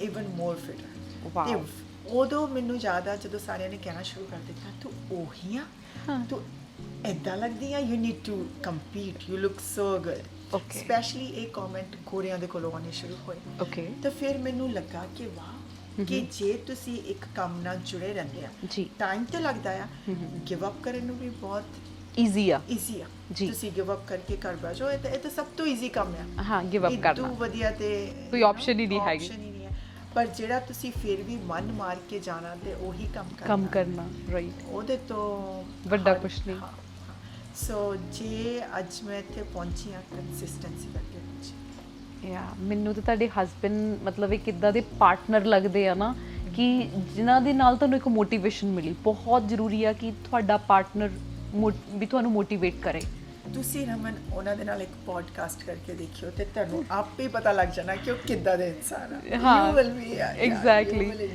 ਸੋ ਹੁਣ ਤੁਸੀਂ ਦੱਸਿਓ ਕਿ ਤੁਸੀਂ ਫਸਟ ਟਾਈਮ ਕਦੋਂ ਪਾਰਟਿਸਿਪੇਟ ਕੀਤਾ ਫਿਰ ਉਸ ਤੋਂ ਬਾਅਦ ਕਿਵੇਂ ਦੀ ਜਰਨੀ ਕਿਵੇਂ ਲੱਗਾ ਤੁਹਾਨੂੰ ਪਾਰਟਿਸਿਪੇਟ ਕਰਕੇ ਮੇਰਾ ਪਹਿਲਾ ਸ਼ੋਅ ਸੀਗਾ 2012 ਦੇ ਵਿੱਚ 2012 ਹੋਇਆ ਸੀ 2010 ਦੇ ਵਿੱਚ ਰੋਸ਼ਨ ਓਕੇ ਉਸ ਤੋਂ 2 ਸਾਲ ਬਾਅਦ ਤੁਸੀਂ ਕੰਪੀਟ ਕੀਤਾ ਪਰ ਮੈਨੂੰ ਹਜੇ ਵੀ ਯਾਦ ਆ ਕਿ ਹਰ ਇੱਕ ਕੈਟਾਗਰੀ ਦੇ ਵਿੱਚ ਸਰਟਨ ਨੰਬਰ ਹੁੰਦਾ ਕੁੜੀਆਂ ਦਾ ਮੇਰੀ ਕੈਟਾਗਰੀ ਦੇ ਵਿੱਚ 14 ਕੁੜੀਆਂ ਸੀ 14 ਤੇ ਆਪਾਂ 14ਵੇਂ ਨੰਬਰ ਤੇ ਆਏ ਸੀ ਹਾਂ ਪੂਰੀ ਜਾਂ ਫਸਟ ਜਾਂ ਲਾਸਟ ਦੋ ਚੀਜ਼ਾਂ ਸੋ ਆਪਾਂ ਸਭ ਤੋਂ ਲਾਸਟ ਸੀਗੇ ਠੀਕ ਹੈ ਪਰ ਇਹ ਹੈ ਕਿ ਮੈਂ ਆਪਣਾ ਭਾਰ ਲੂਜ਼ ਕਰ ਲਿਆ ਸੀ ਮੈਂ ਇਸ ਗੱਲ ਤੇ ਬਹੁਤ ਖੁਸ਼ ਸੀ ਜਿਹੜਾ ਗੋਲ ਮੇਰੇ ਦਿਲ ਵਿੱਚ ਸੀਗਾ ਮੈਂ ਅਕੰਪਲਿਸ਼ ਕਰ ਲਿਆ ਸੀ ਭਾਵੇਂ ਕਿ ਉਹ ਸਟੇਜ ਤੇ ਜੱਜਸ ਨੇ ਕਹਿਤਾ ਸੀ you are not you are the last one to consider but ਇਹ ਜਿਹੜੇ ਵਰਡਸ ਲੈਣੇ ਹੁੰਦੇ ਆ ਹਾਂਜੀ। ਇੱਕਦਮ ਇੰਨੇ ਲੋਕਾਂ ਦੇ ਵਿੱਚ ਤੁਸੀਂ ਆਪਣੇ ਵੱਲੋਂ ਮਿਹਨਤ ਕੀਤੀ ਹੁੰਦੀ, ਪੂਰਾ ਹਾਰਡ ਵਰਕ ਕੀਤਾ, ਤੁਸੀਂ ਉਸ ਜਗ੍ਹਾ ਤੇ ਗਏ, ਭਾਵੇਂ ਤੁਸੀਂ ਆਪਣਾ weight ਫੇ ਦੁਆਰਾ ਪਹਿਲੇ ਵਾਂਗੂ ਮੇਨਟੇਨ ਕਰ ਲਿਆ ਸੀ, ਭਾਵੇਂ ਉਹ ਤੋਂ ਬੈਟਰ ਫਿਟ ਹੋ ਗਿਆ ਸੀ, ਪਰ ਫਿਰ ਵੀ ਤੁਸੀਂ ਕਿਸੇ ਵੀ ਪੋਜੀਸ਼ਨ ਤੇ ਨਹੀਂ ਗਏ, ਬਿਲਕੁਲ ਲਾਸਟ। ਕਿਵੇਂ ਦਾ ਕੀ ਸੋਚਦਾ ਬੰਦਾ ਉਸ ਵੇਲੇ? ਦੁੱਖ ਵੀ ਹੋਇਆ, ਹਾਂ। ਥੋੜਾ ਜਿਹਾ ਆਪਣੇ ਆਪ ਨੂੰ ਠੀਕ ਹੈ। ਕਿ ਵਾਓ ਇੰਨੀ ਮਿਹਨਤ ਕੀਤੀ ਕਿ ਹਾਂ। This is not for me, ਕਿਉਂਕਿ ਮੈਨੂੰ ਲੱਗਦਾ ਸੀਗਾ ਜਿਹੜੀਆਂ ਬਾਕੀ ਕੁੜੀਆਂ ਕੰਪੀਟ ਕਰ ਰਹੀਆਂ ਜੰਗ ਵੀ ਸੀਗੀਆਂ, Okay. ਸ਼ਾਇਦ ਸਿੰਗਲ ਸੀਗੀਆਂ, ਮੈਨੂੰ ਲੱਗਦਾ ਸੀਗਾ ਕਿ ਮੈਂ ਮਾਂ ਮਾਂ ਆ ਵਾਂ, ਸ਼ਾਇਦ, ਠੀਕ ਤਾਂ ਹੈ। ਕਰਕੇ ਮੈਂ ਉਹਨੇ ਉਸ ਜਗ੍ਹਾ ਤੇ ਨਹੀਂ ਪਹੁੰਚ ਸਕੀ। ਸੋ 20 ਮੇਰਾ 14ਵਾਂ ਨੰਬਰ ਆਇਆ। ਉਸ ਤੋਂ ਬਾਅਦ ਮੈਂ ਸੋਚਿਆ ਕਿ ਮੇਰੇ ਲਈ ਨਹੀਂ ਗਾ। ਮੈਨੂੰ ਦੁੱਖ ਲੱਗਾ, ਜੀ। ਪਰ ਇਹ ਨਹੀਂ ਕਿ ਮੈਂ ਜਿਮ ਜਾਣਾ ਛੱਡ ਦਿੱਤਾ। ਠੀਕ ਹੈ। ਜਿਮ ਮੈਂ ਬਿਲਕੁਲ ਨਹੀਂ ਛੱਡਿਆ, ਆਪਣੀ ਜਿਹੜੀ ਮੇਰੀ ਮੋਟੀਵੇਸ਼ਨ ਸੀ ਐਕਚੁਅਲੀ ਹੋਰ ਵੱਧ ਗਈ ਠੀਕ ਕਿ ਹੈ। ਮੈਂ ਵੀ ਇਹਨਾਂ ਕੁੜੀਆਂ ਵਾਂਗੂ ਬਣਨਾ ਹੈ। ਠੀਕ ਜੇ ਹੈ। ਇਹ ਕਰ ਸਕਦੀ ਹੈ ਤਾਂ ਮੈਂ ਕਿਉਂ ਨਹੀਂ? ਹਾਂ, ਤਾਂ ਮੈਂ ਕਿਉਂ ਨਹੀਂ? ਪਰ ਮੈਂ ਆਪਣੀ ਟ੍ਰੇਨਿੰਗ ਕਰਨੀ ਸ਼ੁਰੂ ਕਰ ਦਿੱਤੀ, ਪਰ ਮੈਨੂੰ ਇਹ ਸੀਗਾ ਕਿ ਮੇਰੇ ਘਰਦਿਆਂ ਕੋਲੋਂ ਵੀ ਥੋੜੀ ਜਿਹੀ ਬੈਕਲੈਸ਼ ਮਿਲੀ ਕਿ ਅੱਛਾ। ਤੈਨੂੰ ਇਹ ਕਰਨਾ ਨਹੀਂ ਚਾਹੀਦਾ, ਕੀ ਕਰ ਰਹੀ ਹੈ, ਰਾਈਟ? ਓਕੇ। ਸੋ ਪਰ ਮੈਂ ਤੁਹਾਡੇ ਆਪ ਦੇ ਮਦਰ ਹੁਣਾਂ ਵੱਲੋਂ ਵੀ ਮਿਲੀ ਜਾਂ ਨਹੀਂ? ਉਹਨਾਂ ਦਾ ਕੀ ਸੀ ਵਿਚਾਰ ਇਹਦੇ ਬਾਰੇ? ਉਹਨਾਂ ਨੇ ਇੱਕ ਦੋ ਵਾਰੀ ਕਿਹਾ ਸੀਗਾ ਕਿ ਤੂੰ ਕੀ ਕਰ ਰਹੀ ਆ ਹੈ ਕਿ ਕੀ ਤੇਰੇ ਹੈ? ਭਰਾ ਨਹੀਂ ਲਾਈਕ ਕਰਦੇ। ਸੋ ਮੈਂ ਆਪਣਾ ਵਰਕਆਊਟ ਕਰਨਾ ਬਿਲਕੁਲ ਨਹੀਂ ਛੱਡਿਆ ਤੇ ਮੈਂ ਹੌਲੀ ਹੌਲੀ ਲੱਗੀ ਰਹੀ। ਠੀਕ ਹੈ। ਉਸ ਤੋਂ ਬਾਅਦ ਮੈਂ ਸ਼ੋਅ ਕੀਤਾ 2017 ਦੇ ਵਿੱਚ, ਓਕੇ। ਕਾਫੀ ਚਿਰ ਦਾ ਗੈਪ ਲੈ ਲਿਆ ਸੀਗਾ। ਠੀਕ ਹੈ। ਫਿਰ ਉਦੋਂ ਮੈਂ ਆਈ ਨੰਬਰ 3 ਤੇ। ਵਾਓ, ਫਿਰ ਮੇਰਾ ਹੌਸਲਾ ਵੱਧ ਗਿਆ, ਬੁਲੰਦੀਆਂ ਤੇ ਪਹੁੰਚ ਗਏ। ਬੁਲੰਦੀਆਂ ਦੇ ਪਹੁੰਚ ਗਿਆ ਜੀ। ਉਸ ਤੋਂ ਬਾਅਦ ਫਿਰ ਮੈਂ BC ਦਾ ਕੀਤਾ, ਜੀ। ਜਿਹੜਾ ਪਹਿਲਾਂ ਲੋਕਲ ਸ਼ੋਅ ਸੀਗਾ, ਫਿਰ BC ਦਾ ਕੀਤਾ। ਜੀ। BC ਦੇ ਵਿੱਚ ਮੈਂ ਟੌਪ 3 ਆਈ। ਜੀ। ਉਸ ਤੋਂ ਬਾਅਦ ਫਿਰ ਨੈਸ਼ਨਲ ਕੀਤਾ, ਟੌਪ 3 ਆਈ।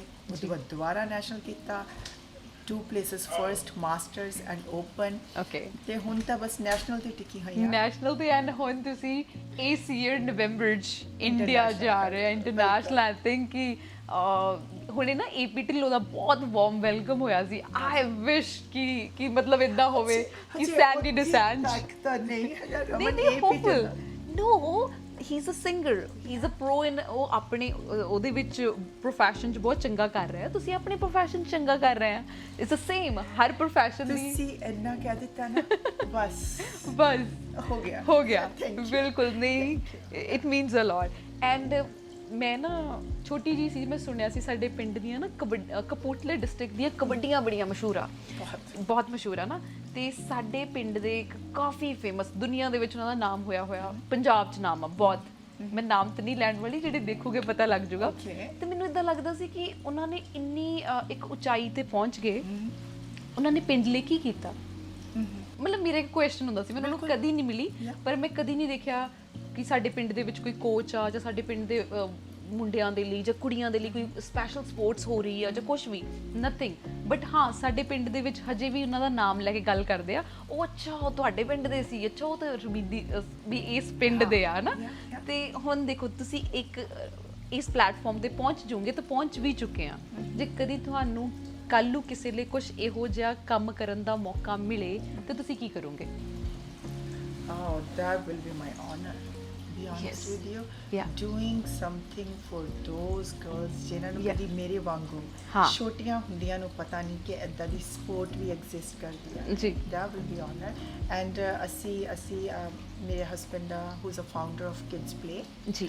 ਤੇ ਸਾਡੀ ਇੰਡੀਆ ਦੇ ਵਿੱਚ, ਪੰਜਾਬ ਦੇ ਵਿੱਚ ਵੀ Kids Play Foundation ਦੀ ਇੱਕ ਟੀਮ ਹੈਗੀ ਹੈ ਜਿਹੜੀ ਕੰਮ ਕਰਦੀ ਹੈ। Okay. So hopefully slowly ਹਾਂ। when I go and compete in India, ਜੀ। so I can bring the concept to Punjab okay. that it is possible. And ਤੁਸੀਂ ਮੰਨੋਗੇ, ਤੁਸੀਂ ਪੰਜਾਬ 'ਚ ਕਿਹੋ ਜਿਹਾ ਕਨਸੈਪਟ ਲੈ ਕੇ ਜਾਣਾ ਜਿਹਦੇ ਵਿੱਚ ਕਿਹਾ ਜਾਂਦਾ ਕੁੜੀਆਂ ਨੂੰ ਕਿ ਥੋੜਾ ਜਿਹਾ ਕਿ ਆਪਾਂ ਨੂੰ ਬਹੁਤ ਸਾਰੇ ਕੰਮਾਂ ਨੂੰ ਹਟਾ ਦਿੱਤਾ ਜਾਂਦਾ ਕਿ ਡੋਂਟ ਡੂ ਇਟ, ਤੁਹਾਡੇ ਭਰਾ ਨੂੰ, ਤੁਹਾਡੇ ਡੈਡੀ ਨੂੰ ਨਹੀਂ ਚੰਗਾ ਲੱਗਦਾ, ਪਰ ਯੂ ਨੋ ਤੁਸੀਂ ਕੁਝ ਗਲਤ ਵੀ ਨਹੀਂ ਕਰ ਰਹੇ, ਤੁਸੀਂ ਕੁਝ ਗਲਤ ਕਰ ਹੀ ਨਹੀਂ ਰਹੇ। ਹਾਂ, ਤੇ ਤੁਸੀਂ ਉਹ ਚੀਜ਼ ਨੂੰ ਤੋੜ ਚੁੱਕੇ ਆ। ਬਿਲਕੁਲ। And I am so happy and so hair is the motivation with us. ਇੱਕ ਖੁਦ ਪੂਰੇ ਦੇ ਪੂਰੇ ਸਾਡੇ ਨਾਲ ਬੈਠੇ ਹੋਇਆ। ਇੱਕ ਸੋਹਣੀ ਜਿਹੀ ਟਿਪ ਜਿਹੜੇ ਲਿਸਨਰ ਸੁਣ ਰਹੇ ਆ, ਹਾਂਜੀ। ਤੁਸੀਂ ਜਿਮ ਟ੍ਰੇਨਰ ਵੀ ਆ, ਬਿਲਕੁਲ। ਤੇ ਅਸੀਂ ਜਾਂਦੇ ਆ ਜਿਮ, ਖਾ ਪੀ ਵੀ ਲਈਦਾ, ਜਿਮ ਵੀ ਚੱਲ ਜੀਦਾ, ਅਸੀਂ ਇੱਦਾਂ ਵਾਲੇ ਜਿਮ ਵਾਲੇ ਆ। ਬਟ ਸਾਨੂੰ ਇਹ ਚੀਜ਼ ਦੱਸੋ ਕਿ ਜਿਮ ਟ੍ਰੇਨਰ ਕਿੰਨਾ ਕੁ ਜ਼ਰੂਰੀ ਆ?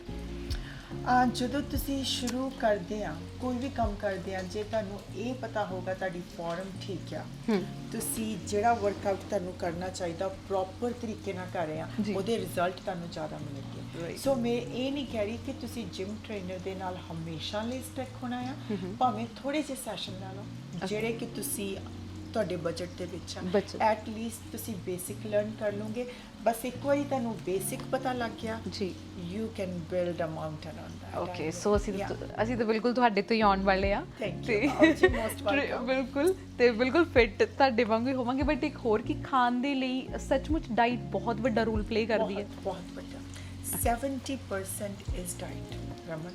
70% ਇਜ਼ ਡਾਈਟ। ਓਕੇ, ਹੁਣ ਅਸੀਂ ਐਕਸਰਸਾਈਜ਼ ਵੀ ਹੋ ਗਈ, ਡਾਈਟ ਵੀ ਹੋ ਗਿਆ ਤੇ ਉਹ ਵੀ ਹੋ ਗਿਆ। ਬਟ ਜੇ ਆਪਾਂ ਕਿਸੇ ਨੂੰ ਤੁਸੀਂ ਇੱਦਾਂ ਹੀ ਬੋਲ ਕੇ ਦੱਸਣਾ ਹੋਵੇ ਕਿ ਤੁਸੀਂ ਰੋਜ਼ ਨਾ ਜੇ ਕੁਝ ਵੀ ਨਹੀਂ ਕਰ ਰਹੇ, ਸਿਰਫ 10 ਮਿੰਟ ਇੰਨੀ ਕਿ ਐਕਸਰਸਾਈਜ਼ ਹੀ ਕਰ ਲਓ, ਬੈਸਟ ਐਕਸਰਸਾਈਜ਼ ਕਿਹੜੀ ਹੋਗੀ? ਸਾਰਿਆਂ ਦੇ ਘਰ ਸਟੇਅਰਸ ਹੈਗੇ। ਜੇ 10 ਮਿੰਟ ਤੁਸੀਂ ਸਟੇਅਰਸ ਹੀ ਅਪ ਐਂਡ ਡਾਊਨ ਚਲ ਜੋ 10 ਮਿੰਟ ਟਾਈਮਰ ਲਾ ਕੇ, I think that's more than enough. It will bring ਉਹਨਾਂ ਦੀ ਹਾਰਟ ਰੇਟ ਉੱਪਰ ਆ ਜਾਂਦੀ ਆ। ਤੇ ਦੂਜੀ ਗੱਲ ਆ ਕਿ ਐਟਲੀਸਟ 3 to 4 ਲੀਟਰ ਪਾਣੀ ਜ਼ਰੂਰ ਪੀਓ। ਆਪਾਂ ਪਾਣੀ ਬਹੁਤ ਘੱਟ ਪੀਂਦੇ ਆ ਤੇ ਆਪਣੇ ਸਪਲੀਮੈਂਟਸ ਜ਼ਰੂਰ ਲਓ। ਕਈ ਵਾਰੀ ਆਪਣੀਆਂ ਸਪੈਸ਼ਲੀ ਇੰਡੀਅਨ ਕਮਿਊਨਿਟੀ ਦੇ ਵਿੱਚ ਜਿਹੜੀਆਂ ਭੈਣਾਂ ਨੂੰ ਮੈਂ ਮਿਲਦੀ ਆ, ਉਹਨਾਂ ਦੀ ਆਇਰਨ ਲੋ ਹੁੰਦੀ ਆ, ਕਿਸੇ ਨਾ ਕਿਸੇ ਚੀਜ਼ ਦੀ ਡੈਫੀਸ਼ੀਐਂਸੀ ਹੁੰਦੀ ਆ। ਜਦੋਂ ਡੈਫੀਸ਼ੀਐਂਸੀ ਹੁੰਦੀ ਆ, ਉਹ ਜਾਂ ਤਾਂ ਵੀਕ ਫੀਲ ਕਰਦੀਆਂ ਆ, ਉਹਨਾਂ 'ਚ એનર્ਜੀ ਲੈਵਲ ਨਹੀਂ ਹੁੰਦਾ, ਫਿਰ ਉਹਨਾਂ ਡਿਜ਼ੀਨੈਸ ਫੀਲ ਹੁੰਦਾ। ਸੋ ਇਦੋਂ ਚੰਗਾ ਆ ਤੁਸੀਂ ਆਪਣੇ ਸਪਲੀਮੈਂਟਸ ਲਓ, ਕਿਉਂਕਿ ਜਿਹੜਾ ਆਪਾਂ ਖਾਣਾ ਭਾਵੇਂ ਜਿੰਨਾ ਮਰਜ਼ੀ ਹੈਲਥੀ ਖਾਂਦੇ ਆ, ਆਪਣੀ ਬਾਡੀ ਸਾਰਾ ਅਬਜ਼ੌਰਬ ਨਹੀਂ ਕਰਦੀ। ਜਿਹੜੇ ਉਹਦੇ ਵਿੱਚ ਕਈ ਗੈਪ ਆ ਜਿਹੜੇ ਰਹਿ ਜਾਂਦੇ ਆ। ਸੋ ਸਪਲੀਮੈਂਟ ਉਹ ਗੈਪਸ ਨੂੰ ਪੂਰੇ ਕਰਦਾ ਆ। ਸੋ ਸਪੈਸ਼ਲੀ ਦਿਸ ਕੰਟਰੀ ਦੇ ਵਿੱਚ vitamin D, C, those are important one, ਕਿਉਂਕਿ ਅਸੀਂ ਬਾਹਰ ਬਹੁਤ ਘੱਟ ਨਿਕਲਦੇ ਆ, ਅੰਦਰ ਕੰਮ ਕਰਦੇ ਆ। ਕਈ ਲੋਕ ਬੇਸਮੈਂਟਾਂ ਵਿੱਚ ਰਹਿੰਦੇ ਆ, ਉਹਨਾਂ ਨੂੰ ਵਿਟਾਮਿਨ ਡੀ ਨਹੀਂ ਮਿਲਦਾ, ਜਿਹਨੂੰ ਹੈਪੀ ਵਿਟਾਮਿਨ ਕਹਿੰਦੇ ਆ। ਸੋ ਇਹ ਵਾਲੀਆਂ ਛੋਟੀਆਂ ਛੋਟੀਆਂ ਚੀਜ਼ਾਂ ਦਾ ਖਿਆਲ ਰੱਖਣ ਨਾ, ਤੇ ਇਹਦੇ ਨਾਲ ਆਪਣੀ ਹੈਲਥ ਨੂੰ ਬਹੁਤ ਇੰਪਰੂਵ ਕਰ ਸਕਦੇ ਆ। ਜੀ, ਥੈਂਕ ਯੂ ਸੋ ਮਚ। ਪਹਿਲਾਂ ਤੁਸੀਂ ਇਹ ਦੱਸੋ ਤੁਹਾਨੂੰ ਕਿਵੇਂ ਦਾ ਲੱਗਾ ਮੇਰੇ ਨਾਲ ਗੱਲ ਕਰਕੇ? Raman, you are absolutely, she is the next actually pro in podcast. You're gonna do so well. Your voice, everything, it's just on point. हाँ, मैं फुल चुकी हूँ and बिल्कुल फुल चुकी हूँ। No, सच्ची Raman, keep going, my girl. There are gonna be us. And you know, sometime people gonna try to pull you down. Yeah. ਜੇ ਤੁਸੀਂ ਆਪਣਾ ਫੋਕਸ ਰੱਖੋਗੇ, ਸਭ ਤੋਂ ਵੱਡੀ ਗੱਲ ਆ, ਜਦੋਂ ਆਪਾਂ ਕੁਝ ਗਲਤ ਨਹੀਂ ਕਰਦੇ, yes, ਕਿਸੇ ਨੂੰ ਚੀਟ ਨਹੀਂ ਕਰਦੇ, ਕਿਸੇ ਨੂੰ ਹਰਟ ਨਹੀਂ ਕਰਦੇ, ਤੁਸੀਂ ਆਪਣੇ ਰਾਹ ਤੇ ਤੁਰੇ ਜਾ ਰਹੇ ਆ, ਫਿਰ ਵੀ ਲੋਕੀ ਤੁਹਾਡੀਆਂ ਲੱਤਾਂ ਖਿੱਚਦੇ ਆ, let them do। ਤੁਸੀਂ ਆਪਣਾ ਕਰੀ ਜਾਓ, ਉਹਨਾਂ ਨੂੰ ਉਹਨਾਂ ਦਾ ਕਰ ਦਿਓ। ਬਿਲਕੁਲ ਬਿਲਕੁਲ, ਕਿਉਂਕਿ ਜੇ ਤੁਸੀਂ ਵੀ ਥੱਲੇ ਡਿੱਗ ਗਏ, ਉਹਨਾਂ ਦੇ ਵਿੱਚ ਹੀ ਰਲ ਗਏ ਨਾ, ਫਿਰ ਮਿਕਸ ਅਪ ਹੋ ਜਾਓਗੇ। ਕੋਈ ਨਹੀਂ ਰਮਨ ਰਹਿਣੀ, ਕੋਈ ਬੱਲਾ ਦੀ ਕੁੜੀ ਨਹੀਂ ਰਹਿਣੀ। ਸੋ make sure you keep going. Yes. Yeah, thank you so much everyone. Thank you so much. Yes. ਨਾ ਮੈਨੂੰ ਖੁਦ ਨੂੰ ਇਹ ਲੱਗਦਾ ਕਿ ਟੀਮ ਵਰਕ 'ਚ ਕੰਮ ਕਰਨਾ ਮੈਨੂੰ ਬਹੁਤ ਵਧੀਆ ਲੱਗਦਾ। ਮੇਰੇ ਕੋਲ ਬਹੁਤ ਸਾਰੀਆਂ ਆਪਣੇ ਕੋਲ ਆਪਸ਼ਨਸ ਹੁੰਦੀਆਂ, ਆਪਾਂ ਕਿਸੇ ਨੂੰ ਪਿਕ ਕਰ ਲਈਏ, ਕਿਸੇ ਨੂੰ। ਪਰ ਮੈਂ ਜਦੋਂ ਨਾ ਆਸਮੀਤ ਨੂੰ ਮਿਲੀ, ਮੈਨੂੰ ਲੱਗਾ ਕਿ Shri is the one. Like ਇੱਕ ਪਹਿਲੀ ਦੀ ਗੱਲ, ਮੈਨੂੰ ਨਾ ਕੁੜੀਆਂ ਦੇ ਨਾਲ ਬੜਾ ਚੰਗਾ ਲੱਗਦਾ ਨਾ, ਇੱਕ ਤੁਹਾਡੇ ਕੋਲ ਵੀ ਸਹੇਲੀਆਂ ਹੋ ਜਾਂਦੀਆਂ, ਥੋੜਾ ਜਿਹਾ ਤੁਸੀਂ ਇਕੱਠੇ ਕੰਮ ਕਰਦੇ ਆ। ਐਂਡ ਆਈ ਮੈਟ ਹਰ, ਮੈਨੂੰ ਲੱਗਾ ਨਾ ਉਹ ਸ਼ੀ ਇਜ਼ ਦਾ ਵਨ, ਇਹਦੇ ਨਾਲ ਹੀ ਮੈਂ ਕਰਨਾ। And she is the camera girl and she is the student here. And ਦੇਖੋ ਕੈਮਰਾ ਟੈਕਲ ਕਰ ਰਹੀ ਆ, ਐਡੀਟਿੰਗ ਕਰ ਰਹੀ ਆ, ਤੇ ਮੈਨੂੰ ਤਾਂ ਬਹੁਤ ਮਜ਼ਾ ਆਇਆ। ਤੁਸੀਂ ਦੱਸੋ ਤੁਹਾਨੂੰ ਕਿਵੇਂ ਲੱਗਾ? You know, ਆਸਮੀਤ ਨੂੰ ਅੱਜ ਮੈਂ ਪਹਿਲੀ ਵਾਰੀ ਮਿਲੀ ਆ। She's so cute. She is not only cute and beautiful, guys. Yeah. She's hidden behind the camera, but she's the real beauty with the full of talent. Yes. She's handling everything. Everything. Lighting, camera, us, and telling us what to do, what not to do. Very thankful to you. Thank you so much, Asmi. Yes. Thank you.